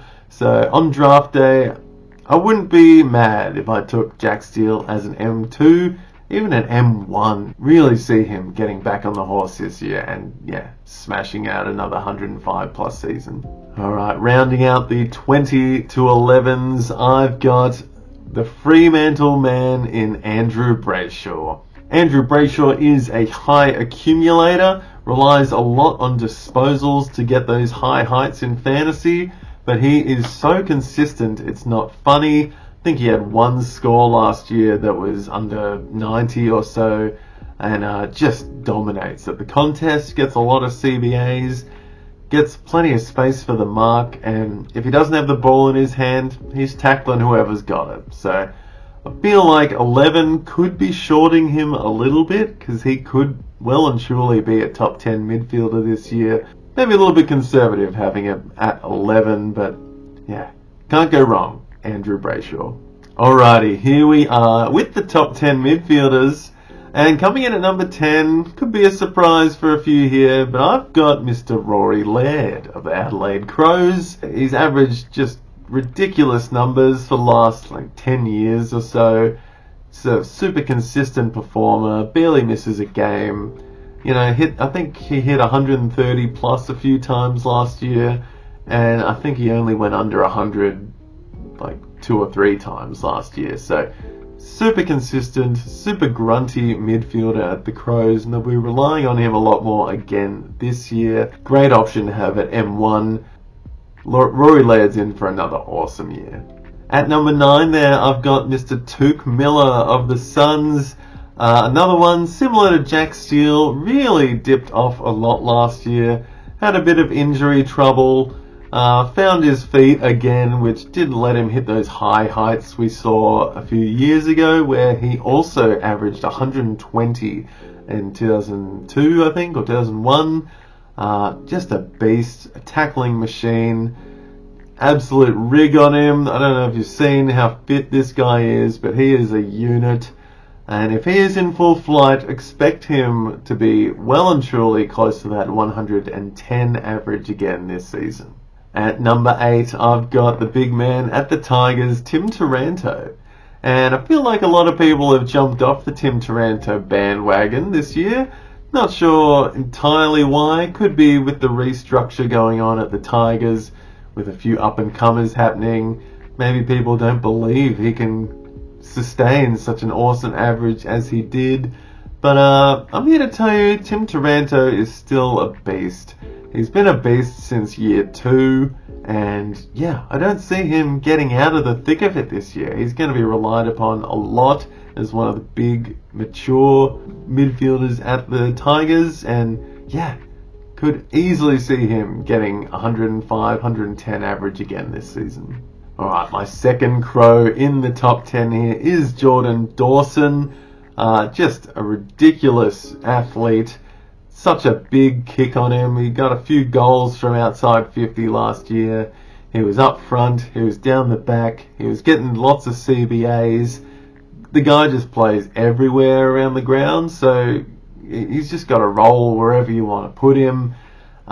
Could potentially get a DPP opportunity later in the year if he does hold down a role either end of the ground. I think we had him as a defender a few years ago. And yeah, just an accumulator. Absolute monster in the middle. Could see him getting a few more marks this year if he does drop back into defense. But yeah, he's one of the leaders. He is the leader at the Crows now, and don't see him slowing down at all in 2024. Lock him in for 110 average. My 6th best midfielder for this year is a bit of a speculatory one, and I've got Caleb Sarong having a massive year this year. A lot of people are saying maybe to do with his CBA points and stoppage points that it's not sustainable, but from what I've seen this preseason, I reckon that is bullshit, to be honest. I reckon this guy is just getting started. He's only, 22, 23, not even, and he's proven already that he is a massive accumulator, out of the middle, getting all the CBAs, running up the guts. Had a massive year last year, and I don't see him slowing down at all this year. I reckon he is the main man at Freo, and he could well and truly up his average again in 2024. Alrighty, here he is. At number 5, I've got the man that everyone's been talking about, for better or worse, and that is Clayton Oliver. Am I risking it a bit? I don't think so. He is back at training after all these off-field mishaps. I want to think he's got his head back on straight. I do, and I reckon he does, but you cannot deny Clayton Oliver is possibly the best midfielder fantasy-wise in the league. Maybe I'm being conservative, putting him at number 5 even, if we didn't have all this off-field drama, because he is a bull in the middle. He just finds the ball with ease sometimes, pushing people over, accumulating, tackling the house down. If he is in these preseason games and training with the group again, lock him in for 110 average. I reckon he's going to be massive. At number 4, I've got the Bont. What a man. What a ridiculous footy player. Like, just an all-round, does everything kind of player. He gets forward, kicks goals, takes marks, obviously runs through the midfield and just looks like he's in slow motion half the time. Look, it's the Bont. Don't think too hard about it. If you see him in your first round and a few of these next guys are off the list, grab him. You won't be sorry. He just needs to play all the games and he'll be averaging easily 105. I reckon, yeah, good go 110 plus again though. Alright, with the bronze medal, I have the most consistent fantasy midfielder of the last decade, and that is Zach Merritt of Essendon. What do you have to say about this guy? He just puts up the numbers week in, week out. He has done now for 10 years. And, you know, he's just an absolute jet at the Bombers and in fantasy. Yeah, he'll get those ceilings. He'll go 150 on at least one occasion this year. And it's going to be rare for him to not hit a ton, just like he has done for the last long while. So, yeah, Zach Merritt. I always underrate him every year. I don't think I've ever had him in a league, but I'm always so scared. And he proves me wrong every year. So you're number 3 this year, mate, and I am not passing up on you this year if you fall to me in the first few rounds of the draft. In the silver spot, I have the Sydney anomaly, that is Errol Goulden. This guy doesn't need CBAs to get huge scores, just impacts the game all around the ground, runs up and down the wing, and then comes inside to just take what's his. Yeah, ridiculous boot on him. He's just laser pointer with that left boot. Just a ridiculous athlete, and he's only played like, 70 games or something like that. So, yeah, still got a lot left to go in his career, and he's just getting started. I reckon he is going to be hitting even higher heights this year, because he did start a little bit slow last year, but then we just saw what he had to do last year to be right up there in the top 5 midfielders in the league. And again, he doesn't even need CBAs to score high. He will hit 170 on multiple occasions this year and just put some opponents into the dirt when he needs to. So, yeah, don't hesitate. Errol Goulden in for another banger of a season. And here it is, the number 1 spot, my gold medalist for this upcoming season, and it is a big one. Tom Green of the GWS Giants. He is an absolute beast, a contested ball winner, 30 plus average disposals last year, tackling, marking, getting forward for the goal. The man is, I think he's only 22, 23, but he is in for a big one. And I reckon he's going to have, highest average by the end of 2024. I think he went 170 last year on 1 or 2 occasions. He's got that high ceiling. He has a high floor as well. I don't see him dipping under 90. If he dips under 90 at all this year, then I'll be astounded. Tom Green, the man of 2024, the breakout of the year. Even after having a huge year last year, I think he's going to take it another level because he's still getting started in his career. It's scary. And put your house on it. Tom Green, number 1 midfielder for 2024.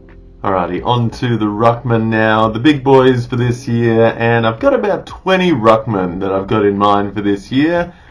We probably don't need 20 Ruckmen, but, sometimes the big men, they get big injuries, they might have a bye coming up or something, you might be playing those pesky byes, and you might need a backup at some point as well. So I've got 20 big men to talk about today, and let's get going. First big man off the ranks is, I had to shout out for my Hawthorn guys at least once in the Rucks here, so I'm starting off at number 20 with big man Ned Reeves. He is the tallest, or one of the tallest ruckman in the league. So it's kind of hard to pass him up, especially in the top 20. Super tall guy coming into, had a few years in the AFL now. He's been fine-tuning his ruck craft, just needs to pick up on the disposals and, the contest involvements a little bit more. But when in the centre bounces and when putting his hand up, he is, without a doubt, the tallest guy up there. And hard to pass him up at ruck number 20. At number 19, I have Ivan, Soldo variety, that is. He's just moved over to Port Adelaide after a few seasons at the Tigers. And he's got a little bit of competition over at Port Adelaide, even with the retirement of Scott Lysette. The Port Adelaide recruiters have been pretty busy, and they picked up Jordan Sweet as well. But Ivan Soldo's there. He is probably in the best 22 at this stage. He's been training the house down, so they say. And hard to pass him up after a few decent seasons, halving it up at Richmond. And could he get the role at Port Adelaide? Some people think he's the man. He might need to rely on something bad happening to Jordan Sweet to really take on that number 1 role. So I've got him down at number 19. Next up, I've got the blonde bombshell from Carlton, and that is Tom De Koning. I think he's going to take on the number 1 ruck spot sooner rather than later.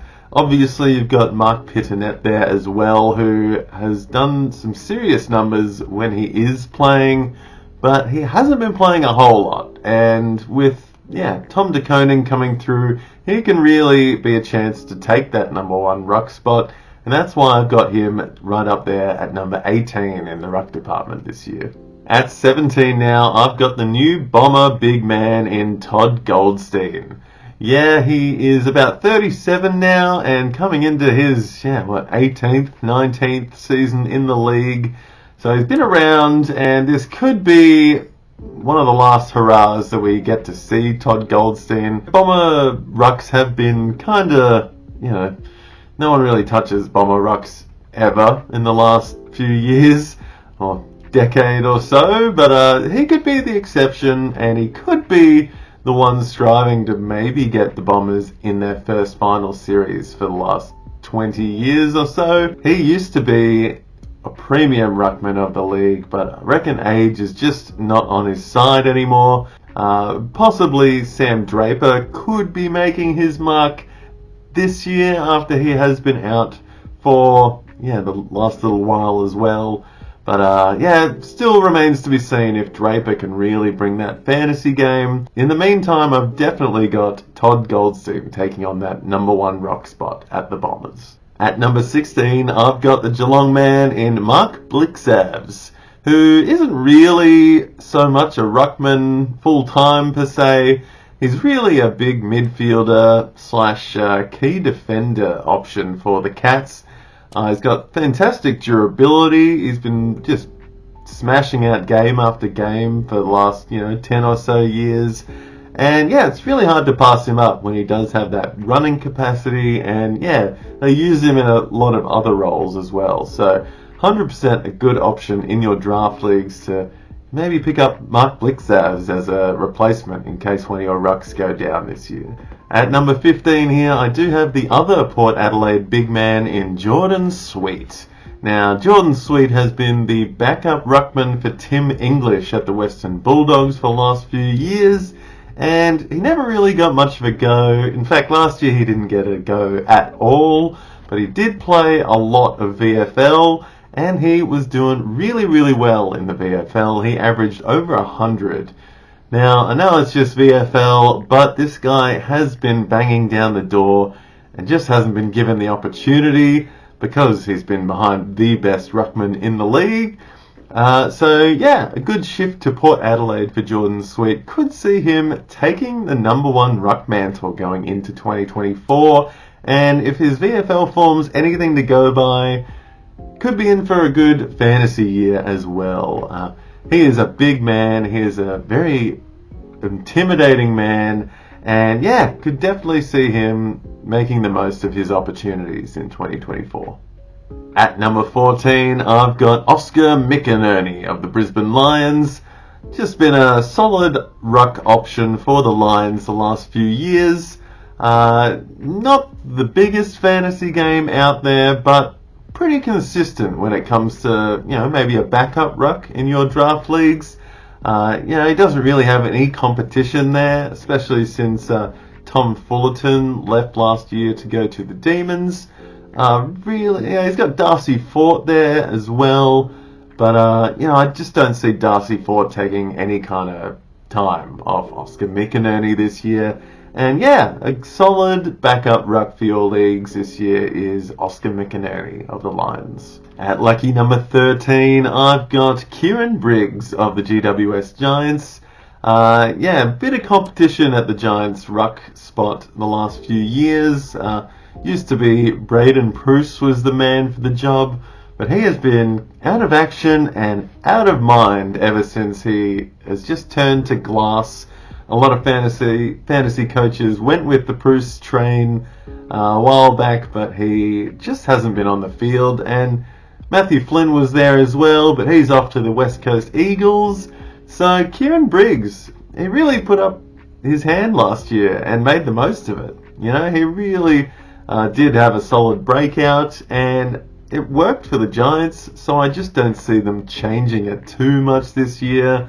Will Pruce come back into the team? That's probably the biggest threat for Kieran Briggs this year. So if we do hear Braden Pruce making his way back into the starting lineup, could be going back down the rankings a little bit here, but as of the start of the season, I'm thinking Kieran Briggs is the man at GWS and is a solid option for your draft leagues this year. Alright, I did just mention Matthew Flynn, and he's my number 12 ranking in Rucks this year, and by all accounts this off-season he could be even higher on my list.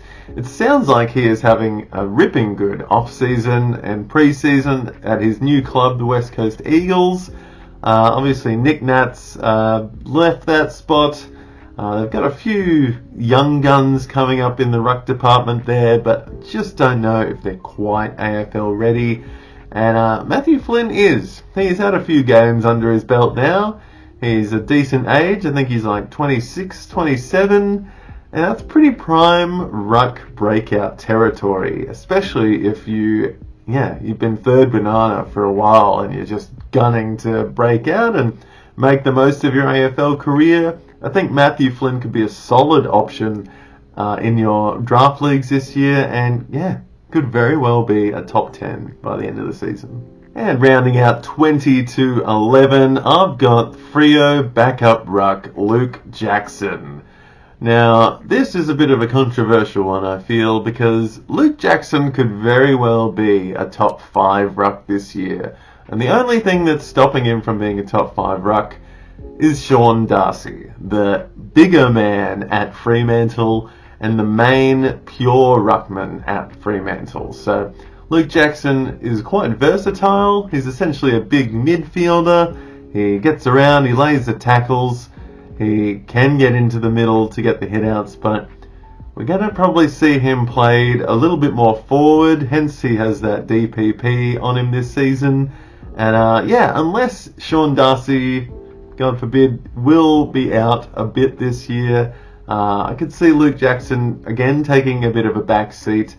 Sean Darcy is pretty injury prone the end of last season and coming into this season, so we'll see how things play out at Fremantle. But in the meantime, I do have Sean Darcy as their number 1 ruck, and therefore getting most of the CBAs, getting around the ball a little bit more than Luke Jackson and not being put up forward quite as much. So Luke Jackson, unless something happens to Sean Darcy, he is just outside my top 10 this year. Speaking of top 10, here we go with number 10, and I've got Mr. Darcy Cameron of the Premiership Magpies. Darcy Cameron has been, he was waiting behind Brodie Grundy for a few years there. He had a couple of injury niggles as well. And last year, the year before when Grundy went down, and last year when he took that mantle for his own, he did have a big spike in his average. He was able to get into the 80s and play a few games as well and really get some experience. So I feel like coming into this year could be that extra, jolt we see in his average fantasy-wise as well. Just needs to, get amongst the ball a bit more, maybe gather a few more possessions in there, and that will be enough to just kind of bump him up, maybe closer to a 90 average this year. And I'm sure a lot of people are thinking he could even go even bigger than that. But coming into this season, I'm going to be a little bit conservative and say Darcy Cameron a little bit up from last year, just as a potential ruck breakout year for him at number 10. And speaking of breakouts, we're coming in at number 9. I've got Tristan Xerri of North Melbourne. As previously mentioned, Todd Goldstein has moved away from North Melbourne for the first time in his career, and it is finally time for us to see what Tristan Xerri can do in the midfield as the main big man. We know he can do really well. He is essentially a big midfielder with that really good ruck capability as well. So the big question for Xerri coming into this year is his body going to hold up? Is he going to be able to play 4 quarters of footy? And, he has that scoring potential. We just need to see it. We just need him to play a whole game and, play 20 plus games would be nice as well. So if he does that, Tristan Xerri, easily a top 10 ruckman. Just going to keep him at number 9 for now, coming into the year. Alright, my number 8 ruck, as mentioned before, I've got Sean Darcy having another pretty good season. He is the second best ruckman as far as hitouts were last year, just behind Jared Witts. We did see him succumb to an injury closer to the end of last year, which is the one red flag he has coming into this season. If he's playing, he is the number 1 ruck over Luke Jackson. Would love to see him get back on the park, and if he is an easy top 10 ruckman, and fantastic option. Maybe a sleeper on draft day. I wouldn't be jumping the gun on him too early. Lucky number 7 here, I've got the Tigers ruckman Toby Nankervis. Had a fantastic year last year. I'm probably doing him a bit dirty here, putting him down at number 7, because he was the 3rd best fantasy ruckman last year. I think he played almost every game, if not all games last year.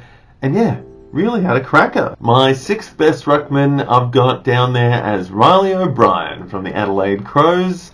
Another big man with some, good ruck craft in the middle. I think he had the 3rd most hitouts in the AFL last year per game. And just a solid option at the Crows. His role's pretty secure. He's got a couple of other big men there, but in Riley Thilthorpe and Kieran Strachan. But I don't think they're really going to impede his scoring too much. Did hear Riley Thilthorpe is trading the house down, but I just don't feel like he's going to be impeding Riley O'Brien's numbers too much. Has a buckets for hands as well, Riley O'Brien, so he takes some good marks around the ground. Gets amongst the disposals as well. A few years ago I had him as the 3rd best ruckman in the league, but just dropped off a little bit the last few seasons, so I'm just not getting too excited this year to see him hit those big marks anymore. But still a solid option. Good idea to take him with maybe a mid-round pick in the draft this year. At number 5, I've got the best pure ruckman in the league in Jared Witts. Had the most hitouts per game last year, and for the last few years, he's just a solid man in the middle, getting so many hitouts. Just doesn't quite get the same amount of disposals and other things around. Doesn't do quite as much work around the ground as some of the other ruckmen in the league, but still a safe option. No one's really competing for that number 1 ruck role at the Suns. So definitely a solid option in Jared Witts for your draft leagues this year. Alright, this could be a bit controversial, but Rowan Marshall coming in at number 4 here on my list. Had a huge year last year. He was the 2nd best ruckman at the end of last year. maybe that was because we saw the drop off for Gawn and Grundy, because they were working together and on the same team. But I reckon this year it could be probably higher than fourth, but I just can't put him higher than the next three on my list. Rowan Marshall, fantastic marker of the ball, does the extra work around the ground.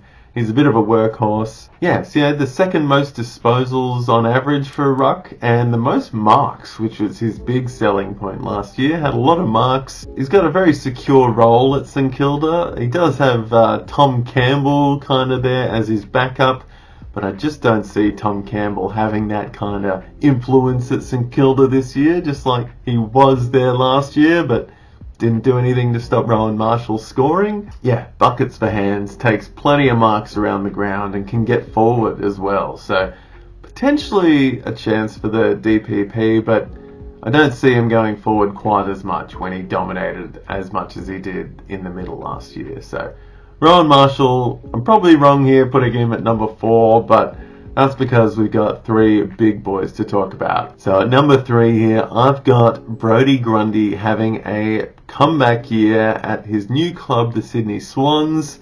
Obviously, Brodie Grundy was a solid ruck for Collingwood Magpies from the start of his career. Became an absolute pig of the game. I think he averaged 120 on 2 occasions, he was averaging over 100 most years there after he did break out. Succumbed to an injury, I think, in 2022 and didn't play many games at all. Then he got traded to the Demons, which was the strangest thing, and started affecting Max Gawn as well. So we're finally going to see Brodie Grundy taking the number 1 ruck mantle at a team again. And that's really exciting because you cannot forget that he is a pig of the competition and he does dominate when he gets the game time. So, yeah, Pip putting Grundy down for a big year at his new club where he is just going to take that number 1 mantle all for himself. And yeah, essentially just a big midfielder in a ruck body. Lock in Brodie Grundy in the red and white for 2024. At number 2, the silver medal for the Rucks, I've got the big man, my somewhat lookalike in Max Gawn. He is going to have a big year at the Demons, being the number 1 man once again. In the time that we've seen Gawn as the number 1 ruckman, he has always gotten over 100 average in the last fair few years. I think the last 8-9 years he's just been dominating. So I see that happening once again for Max Gawn. I reckon he's just going to put the foot down, get back to business, and he gets the hit outs, he gets forward, he gets back in defence. He's just all over the ground making an impact, and yeah, now that he's a solo ruck once again, Max Gawn could be stretching for that 110 average by season's end, and I reckon he's going to do it. So lock in Max Gawn for the silver medal for the Rucks. And finally here, the number 1 ruck spot, I have, not even a surprise here, but Tim English, the beast of the Western Bulldogs, the absolute man. He does a bit of everything. He obviously gets plenty of ruck contests, being the solo man. Jordan Sweet wasn't even doing anything there, and he's a pretty good ruckman because Tim English is just that good at his job. He gets around the ground. He kicks goals, he gets disposals, he lays tackles, he gets plenty of hit-outs as well, and just does a bit of everything. So not just a good ruckman, but just a general good footy player with a fantastic IQ. Tim English, number 1 ruckman for 2024. Lock it in. Alrighty, it is time for everyone's most speculatory position for this year, and that is the forwards. So here are my best 50 forwards for the upcoming season. Let's see what you think. At number 50, I have young gun Elijah Tsatas. Tsatas? Yeah, something like that. From Essendon, a midfielder by trade, big, tall, big-bodied, kind of lanky midfielder. But he's got forward status and he's a top draft pick from a few years ago. I reckon he is going to have his minor breakout this year. In a year of kind of depraved forward lines, I reckon he could be a very good speculatory pick at the end of your drafts. In a fantastic under-18 draft year, fantasy-wise, averaging over 105, I think. Could definitely be seeing a lot more of him this year, and with that forward status, not a bad option towards the end. So keep an eye on Elijah Sardis. At 49 there, I have a draftee from last year, or this year, sorry. Hasn't played a game yet, but Darcy Wilson of St Kilda is an absolute running machine. He had a fantastic year in the under-18s last year. I think he averaged just over 100, and yeah, this guy is right at that running level for AFL already. I think he was in the top guys in the 2 kilometre time trial before he's even played an AFL game. So he's an absolute athlete, gets all around the ground, has great forward pressure, and yeah, could really see him making a splash in his debut season. At 48, I've got the man with the best name in the league, Orazio Fantasia of the Carlton Blues. A mature age forward with a bit of experience under his belt. With a few injuries going on at Carlton in, Jack Silvani out for the year with an ACL injury.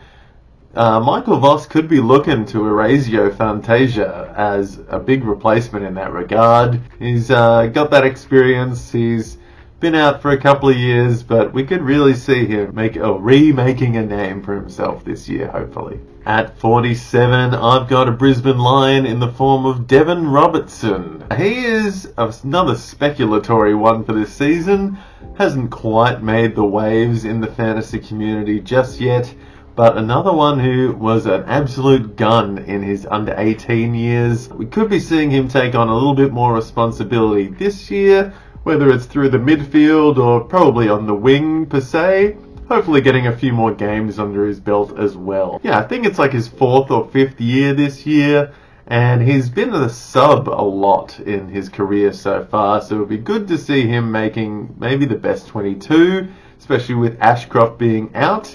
And yeah, hopefully he can stamp on a bigger average to his name this year, maybe even cracking like the 60 or 70 mark. Fingers crossed. At 46 now, I have a draftee from last year's draft in Sean Manag. Manag?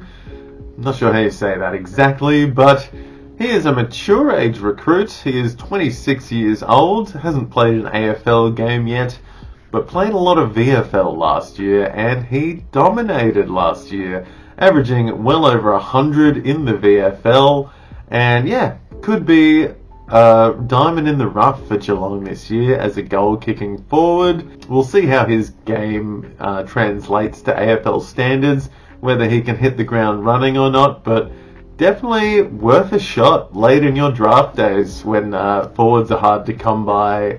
Keep the name Sean Manag in your mind. At 45 now, I've got the Adelaide Crow gun in Luke Pedlar having a big year. Another one who smashed it in his under-18 days. Luke Pedlar finally cracked together a full season last year after just dipping his toe in the AFL waters in the first couple of years. But yeah, managed all games last year and put together a reasonably good third year. I'd say this year could be his third year breakout after the first 2 years only gathering a couple of games between them.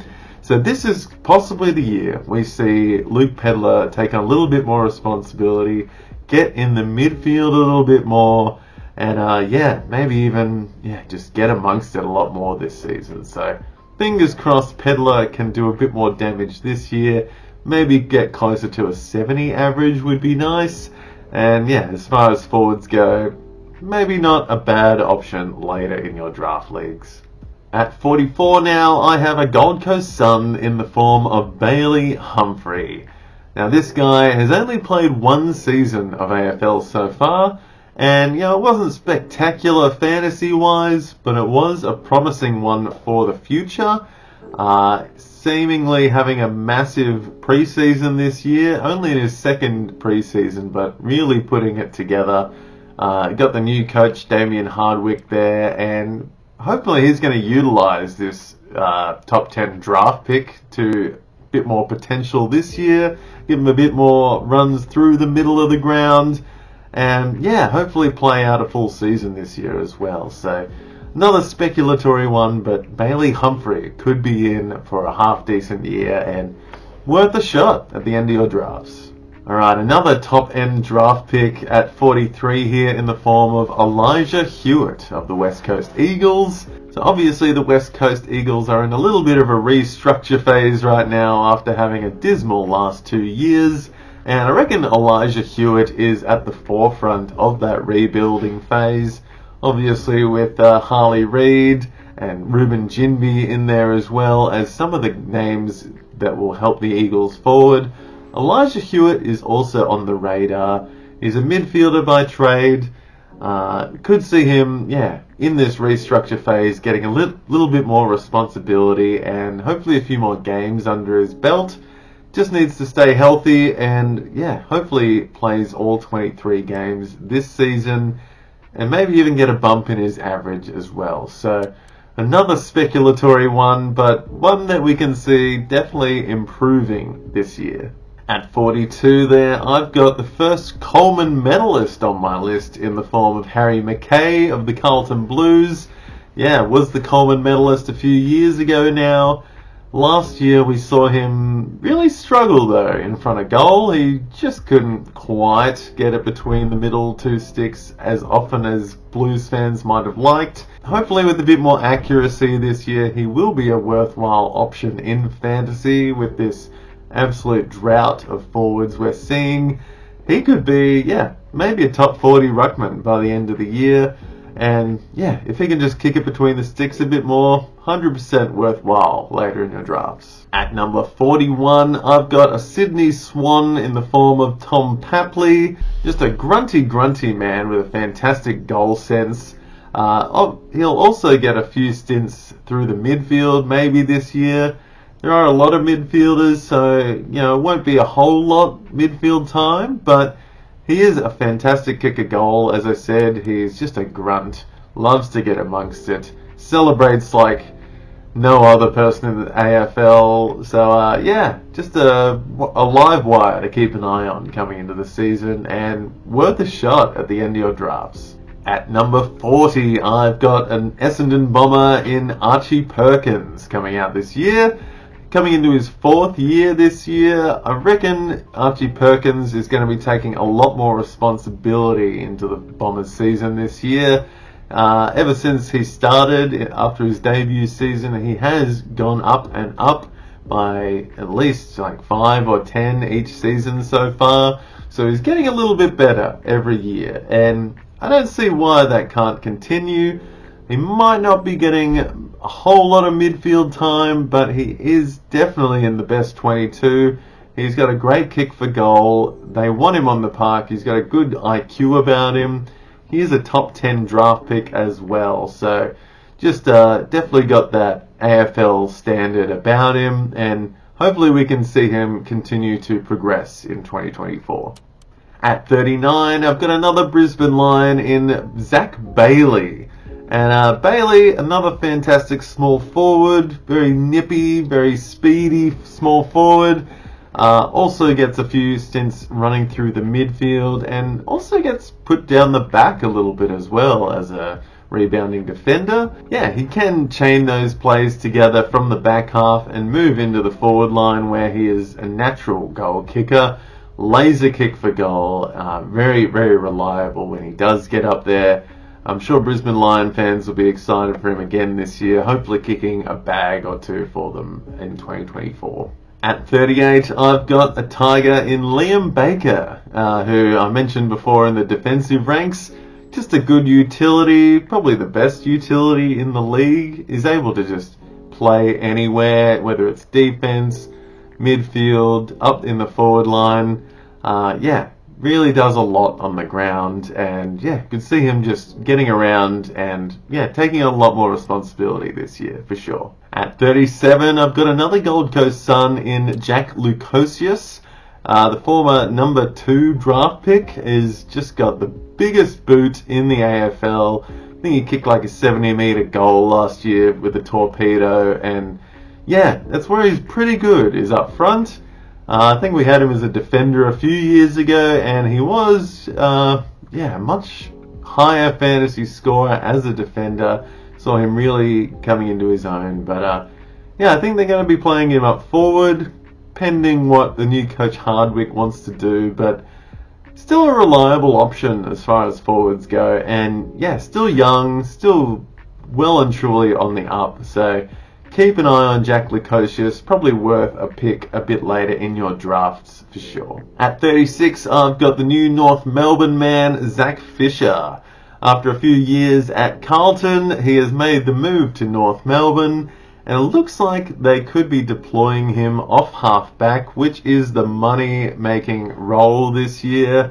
A little bit of a red flag as he is coming into the season with an injury, so hopefully he can get over that quick smart and get in the back line for North Melbourne, because that is where the junk time will be at North. They have a dismal back line, and by all accounts, he is going to be doing a lot of running around there this season. So keep an eye on him.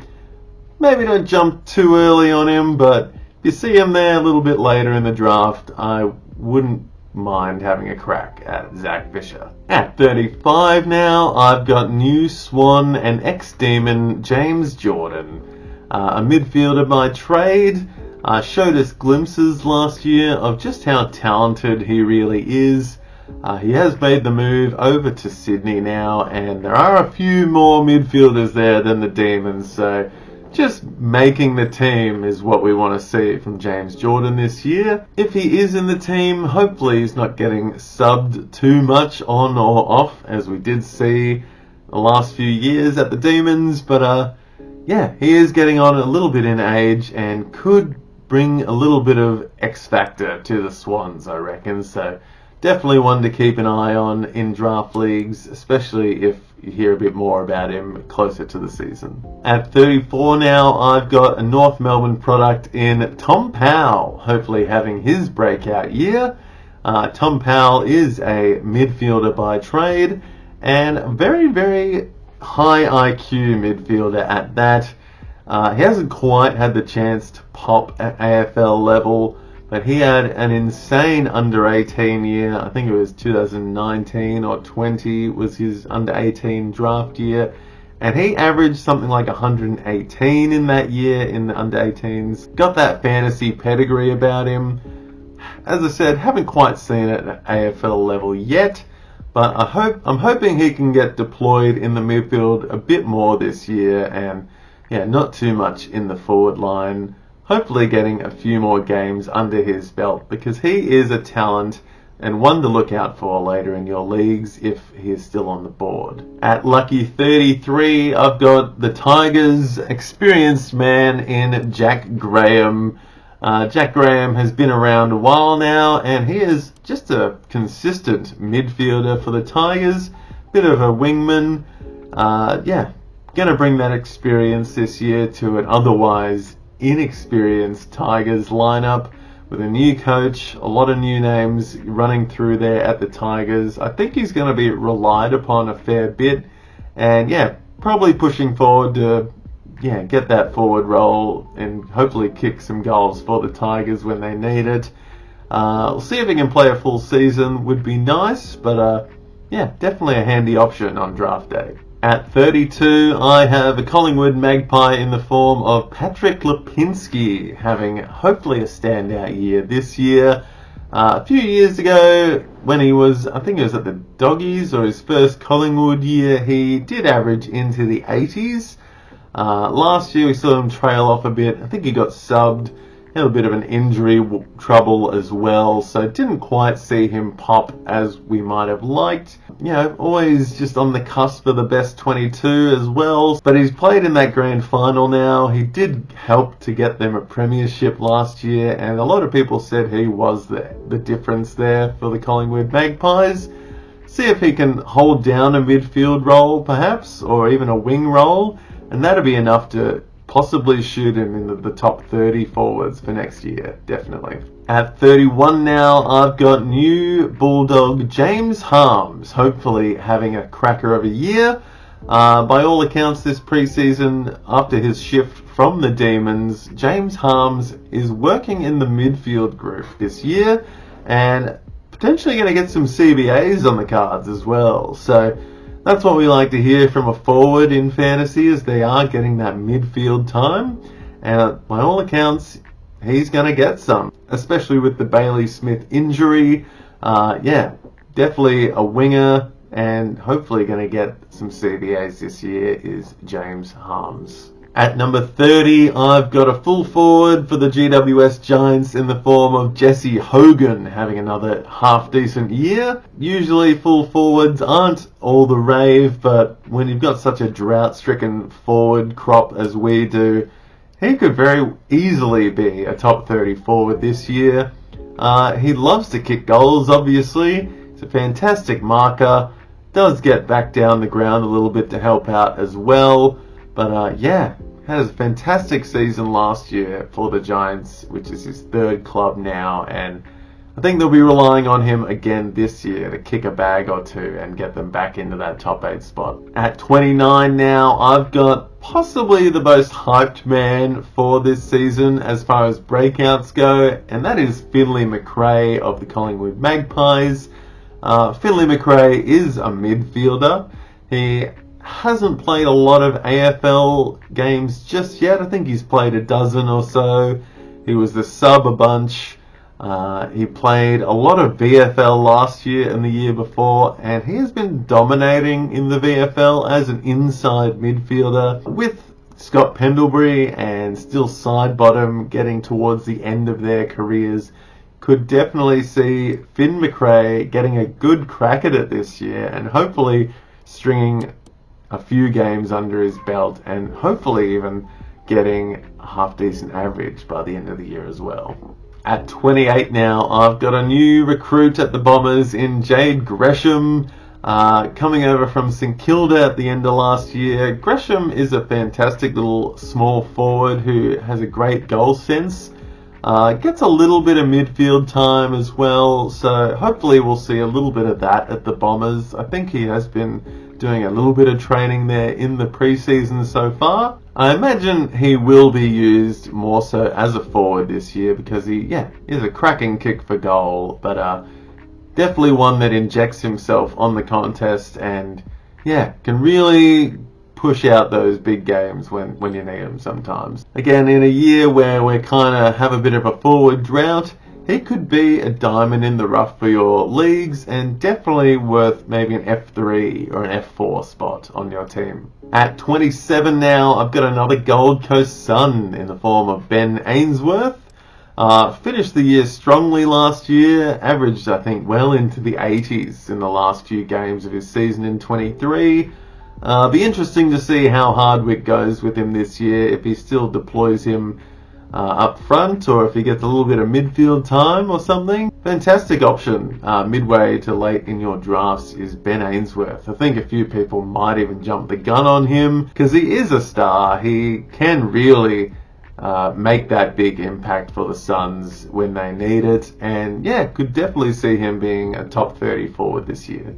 At 26 now, I've got the most hyped number 1 draft pick ever, and that is Harley Reid, everyone. If you hadn't heard about that name before, Harley Reid, number 1 draft pick for the Eagles last year, going so well in his first preseason already, supposedly being deployed into the midfield and off half back, so that is the juicy position that we want to hear from such a talented man. Jury's out on what he can average this year. He didn't average that well in the under-18s last year, but he was a bit injured.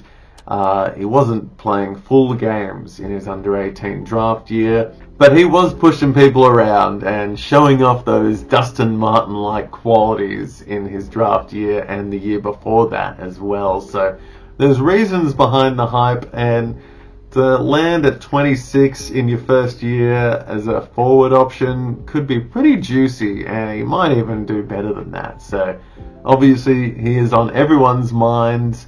Not sure if he's F1 material, but possibly F2. Definitely F3 material in such a drought-stricken forward year. Alright, halfway through the forward ranks, and I've got another bomber here in the form of Jai Caldwell, another midfielder by trade. He hasn't quite made the biggest splash in his career so far, but he is still very young, and he is well on the up and up, I reckon, at the Bombers. Possibly the third banana in the midfield. Just needs to really impact the game a little bit more, and 2024 could be the year we see Jai Caldwell really make a name for himself. So fingers crossed, because we need people like him stepping up in our forward lines. In at 24, I've got new demon Jack Billings, who's just made his way over from St Kilda. After a few injury-ravaged seasons there, he could be revamping his career at the Demons. Hopefully he can, because he is a former number 2 draft pick, or number 3, I think. And yeah, just a fantastic product with a lot of potential. Seems like he's having a decent preseason so far at Melbourne, and maybe going to lock down a wing role as well. So some midfield time hopefully on the cards for Jack Billings this year. At the exclusive 23 spot in my rankings, I've got top 10 draft pick in Josh Rochelle, or Rochelle. He is coming into his third year, which is your breakout year, son. And it could very well be a breakout year for Josh Rochelle. He is getting that little bit of midfield time. He's got that fantastic goal sense about him as well. Got a great little mullet going on. He's looking ripping good in this preseason. He's put on a bunch of weight, looking super fit. So why not take a punt on Josh Rochelle as your F2 or even F3 if you're lucky enough. I reckon he'll be a cracker. Another Adelaide man here who's a little bit more seasoned than Josh Rochelle, and it's Tex Walker of the Adelaide Crows. Just a great full forward in a very potent Adelaide forward line, leading the charge for them. Can kick a goal easily from the 50-metre line, gets the marks, makes his presence known, stepped up a lot in the last 2 years fantasy-wise. Before that, it wasn't that relevant, to be honest, but now he is. And could he be relevant again this year? Probably, when the forwards are so far and few between, and probably worth an F3 position. Speaking of seasoned players, I've got Nat Fyfe as my 21st ranked forward. He is obviously an ex-Brownlow medalist, midfielder by trade.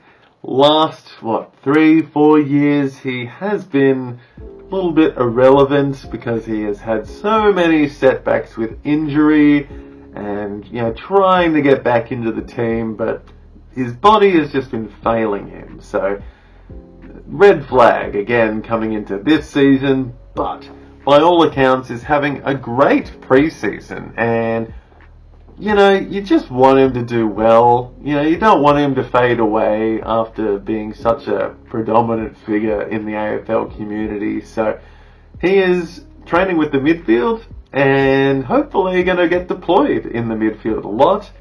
So having him with forward status is a little bit of a diamond in the rough, very rough forward line this year, and hopefully he can get somewhere close to his best again and really help us out in the forward line. You got to be brave to have to go for Nat Fyfe early, so I would be letting him slide as long as possible, but again, towards the later, maybe halfway point or beyond in your drafts, could be worth a pick. Just keep an eye on him the rest of this preseason, see how he's going. Into the top 20 now, and I've got young St Kilda man Mitch Owens, hopefully having another fantastic year.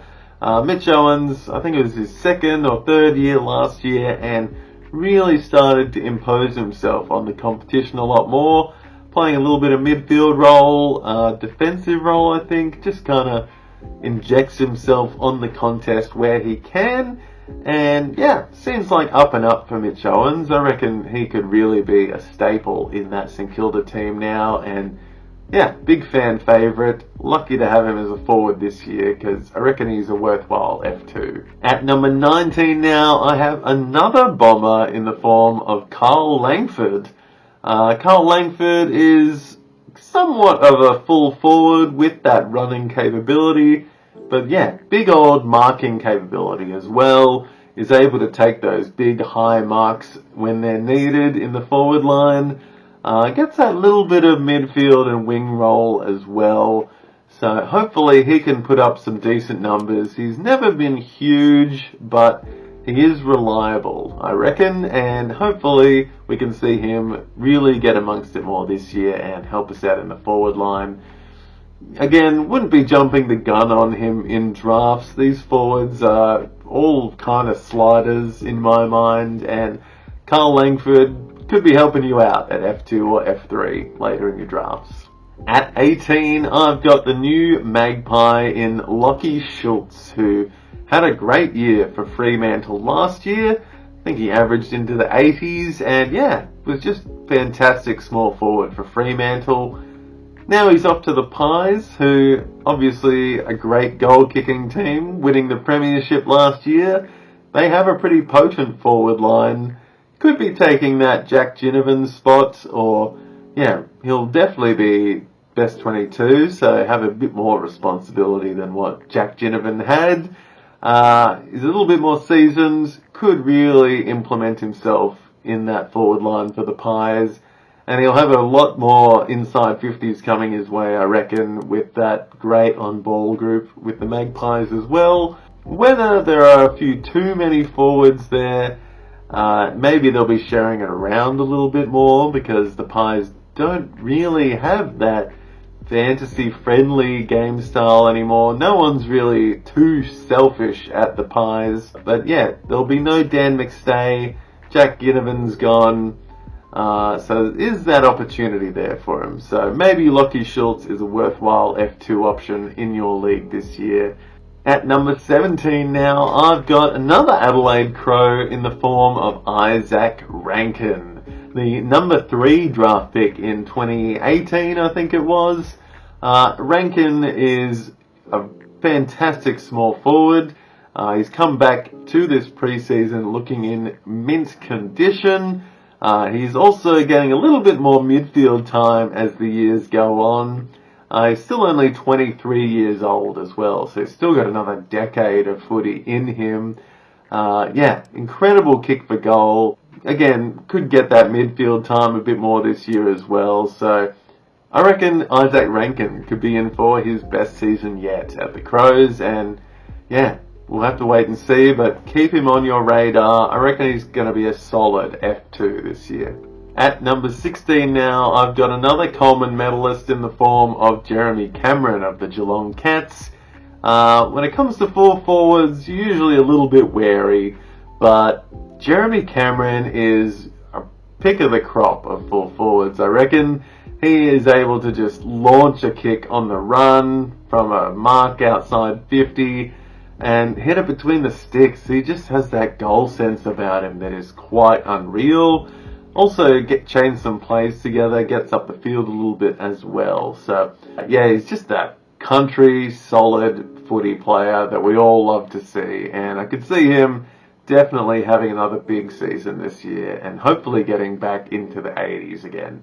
At number 15 now, I have another Adelaide Crow. I promise it's the last Crow on this list, but Ben Keys is on my mind for 24. He is a midfielder by trade. Whether we see him deployed as a midfielder that often is wait and see territory, but yeah, if he is on ball a bit more like he was a few years ago, he could very well jet right into the top 15 category, so I'm putting it up there that he could get back to his best this year. Again, if he is getting that midfield rotation, that is a great sign, and hopefully he can crack in. He's still young, so I don't see why they wouldn't keep using him in there, But yeah, there's just that competition for the midfield spots at the Crows that could be a bit of a red flag for Ben Keys coming into this year.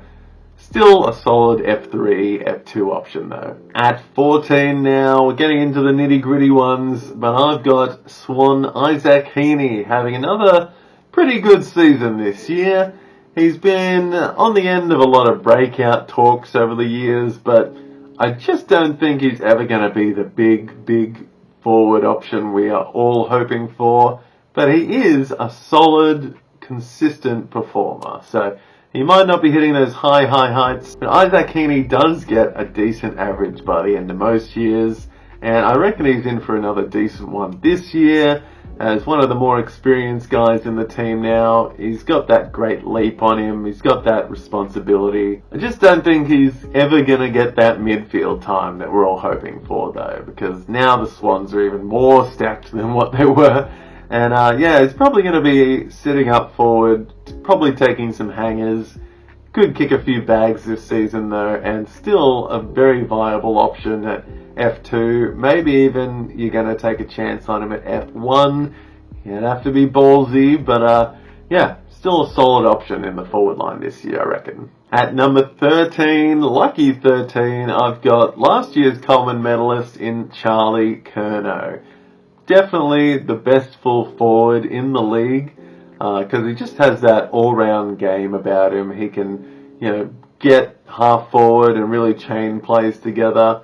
Obviously has a mad kick at goal, whether it's marking and kicking off the mark or on the run. He just has that fantastic vertical leap and marking ability that just gets the +9s or 12s that you need and really impacts himself on the contest. So I don't think you can go wrong with Charlie Curnow this year. Until the last couple of years, he did have a lot of injury trouble. I think that is well and truly behind him now, and we are going to see Charlie Curnow in full flight again this season. Alright, at number 12, I have Dane Zorko of the Brisbane Lions. He is 35 this year, and I know a lot of people will be put off by old man Zorko, and maybe have a bit of a, he doesn't have the best reputation in the league either, but when it comes to fantasy, he's a pretty solid option still. He's been having a great preseason. He's looking as fit as he has ever looked, which is scary because he is 35, but yeah, if his body holds together, Dane Zorko is close to a top 10 forward this year because we are really reaching for forwards. Any other year, a 35-year-old, I don't think they'd be close to a top 10, but he is, and it's going to be hard for a lot of people to accept, but Dane Zorko, right in the crop of top forwards this year, and worth an F2 pick for sure, maybe even an F1 if you're brave enough. At number 11, I've got one of my guys finally in the form of Connor McDonald. He is coming into what is hopefully his breakout year, his third year at the Hawks. In his under 18 years, he was an absolute freak. I think he averaged over 120 in his draft year. And just a great AFL IQ about him. Really tries to impact himself on the contests. Just a really clean user of the ball, and not sure if he'll get the midfield time they're all hoping for, but has that IQ about him, has that goal sense about him, runs and runs and runs, and hopefully we can see a third year breakout because we need it in our forward lines this year. Connor McDonald, lock him in for 2024, having a big one. Alright, into the top 10. Here we go. So, top 10 for 2024. Starting off at number 10 with Shai Bolton of the Richmond Tigers. He has really set the world alight the last few years, just having incredibly impactful plays out of the middle and up forward with some great jumping for marks. Got a great leap on him, this guy. He's fast, he's zippy. He chains plays together and gets plenty of disposals some games as well. I don't see why he's going to be slowing down when the Tigers are going to need him more than ever this year, to be honest. So, Lock Shy bolted in for a top 10 forward status by the end of the year, I reckon. At number 9, I've got the St Kilda veteran and ex-Hawk and Fremantle speedster in Brad Hill. By all accounts, Brad Hill is having an absolute ripper of a pre-season. He is looking fit as heck, and yeah, he can run and run and run. I think he's been training with the midfield a lot more this season, and he's just going to bring that extra level of experience to the St Kilda lineup. Could just see him getting some CBAs, getting a lot more wing time this year. Don't know if he'll be too far forward this year, but definitely going to be getting a few disposals, and hard to catch him because he's just so damn quick. So Brad Hill, I reckon he could be easily a top 10 forward this year, so lock him in. At number 8 now, I've got the new swan in the form of Taylor Adams. And there's been a few swans on the forward cards this year, but this is the number 1 guy. Taylor Adams unfortunately missed out on that Premiership Cup with the Collingwood Magpies last year through injury. I reckon he's going to take on that inside midfield role at the Swans this year in his first season with them. Linked back up with his big man from Collingwood, Brodie Grundy, so hopefully they can make some kind of connection and really see him running through the middle. He's always had his injury troubles, Taylor Adams, so fingers crossed his body can hold up. And if it does, he'll 100% be getting close to that 90 plus average again this year. Hopefully he can be a top 10 forward for us in the forward line. At number 7 now, I've got Dylan Moore, one of my guys coming in. Just made a name for himself a few years ago as a top 10 forward, as he has been last 2 years in a row now. He's been right up there. Came out of nowhere, to be honest. He wasn't averaging too well in his under 18s. In his first few years, he was a bit of a nobody, and then he just sprung out of nowhere because he started really making some plays, you know. He doesn't get the midfield time. He doesn't really run through the midfield a whole lot. He is one of the hardest working forwards out there, for sure. Manages to gather his fair share of disposals, even without a whole lot of CBAs. But does impact the play with plenty of tackles, and gets himself open for the mark a lot too. So Dylan Moore, can see him having another cracking year and definitely a top 10 pick. Would be putting him as an F1 this year for sure. At number 6 now, I've got the Giants captain in Toby Green. Toby Green has just this unreal forward capability about him. He gets plenty of marks. He zeroes in on those goals. He's been getting a little bit more midfield time as well recently, which just is another string to his bow. He's started getting suspended a bit less as well, because he was a bit of a martyr there for a bit in the AFL. Not many people liked him, but I think he's got his head straight on now, and I could see him having another stellar year for the Giants. At number 5, I've got a man I talked about just before in the ruck, and it's a unique position, ruck forward for Luke Jackson. Luke Jackson is just a genuine talent of the competition. I think he was the number 2 or 3 draft pick a few years back now, and I could see him taking a bit more responsibility this year. If he is in the ruck, and if Darcy is out, Luke Jackson is going to be huge. So he's going to get 100 plus games easily if Darcy is out with all that responsibility. Again, he is just a big midfielder in a ruck body, and he can take those big marks in the forward line as well. But the main thing is, if we do see Sean Darcy out for a little bit, he's going to be taking that mantle, and he's going to be making it his own in the midfield. So look out in case he is getting that responsibility a bit more this year, because he is a genuine jet when it comes to rucking. If you're lucky enough to have him and one of the other rucks I talked about earlier, then I reckon that's a pretty decent strategy to have Luke Jackson in the forward line in 2024. So from one of the biggest forwards for the 2024 season to probably the smallest forward this season in Caleb Daniel at number 4. Can't say no to a man in headgear, and This guy just finds ways to weave himself into the contest no matter where it is. Saw him get a bit more midfield opportunity last year, and yeah, apparently he gets forward status for the first time in his life. So thank goodness, because we needed that this year. Yeah, just a great footy IQ about him, that little man, Caleb Daniel.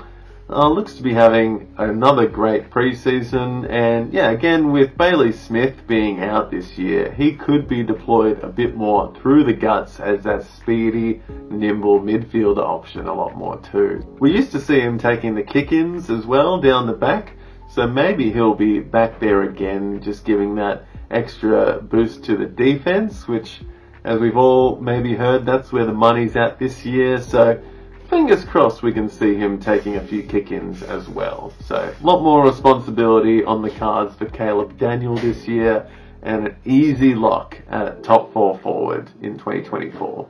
Alright, bronze medal this year goes to someone who used to be a top 3 option for a lot of years, and that's Dustin Martin.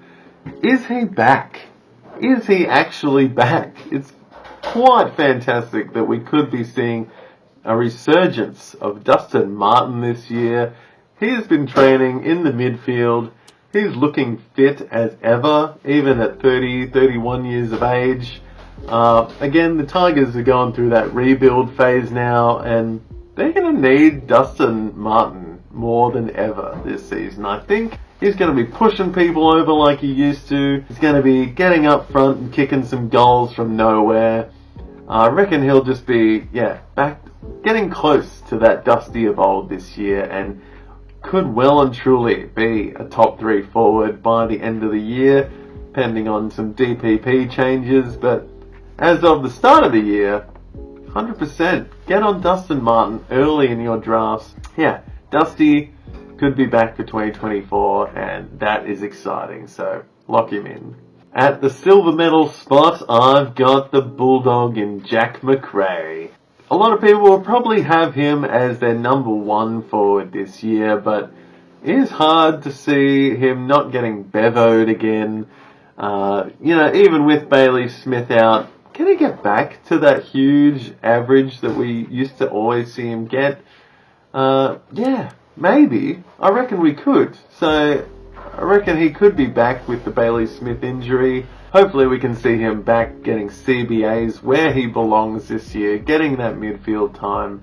Hopefully not on the wing too much. Hopefully not sitting full forward as much. Come on, Bevo. Please don't put him up there, because that's not where Jackson Macrae belongs. Would not be holding back on picking Jackson Macrae in the 2nd or 3rd round of your drafts. And here he is, the gold medalist for my forward ranks this year, and it could be the year of Ned. Flanders is coming. He is an absolute jet. Sam Flanders, that is, not Ned Flanders, but Sam Flanders could be having his big breakout year at the Gold Coast Suns. He has always been an inside midfielder by trade, gets a lot of CBAs in his junior leagues, in the VFL, and then last year we saw him explode in a few games. Again, waiting to see what Hardwick is going to do with the Suns this year, but I think this preseason he's been training purely as a midfielder, and that's what we want to see from our forwards, is midfield time, maybe some halfback time, maybe not for Sam Flanders, but he is going to be getting lots of CBAs and potentially the number 1 banana in the midfield for the Gold Coast Suns. So I'm putting my house on it. Sam Flanders is going to pip Jack Macrae for number 1 forward this year. So look out. Oh, deadly. And there you have it, folks. My draft rankings, the ultimate draft rankings for this season. That is 50 defenders, 70 midfielders, 20 rucks, and 50 very speculative forwards coming into 2024. I want to thank you all so much if you made it to the end of this gigantic video. And I hope I gave you some insights if it's your first, second year in doing a draft with your mates. It's one of the most exciting times of the year, and I hope I helped you with some research coming into the season. And yeah, can't wait for it to start up. I hope, you all have a great year, and hopefully you'll hear a lot more of me throughout the season. So stay tuned, and don't forget to follow me at Draft Monster on Twitter. And if you like this channel, remember to like and subscribe. And I'll see you in the next video. Cheers.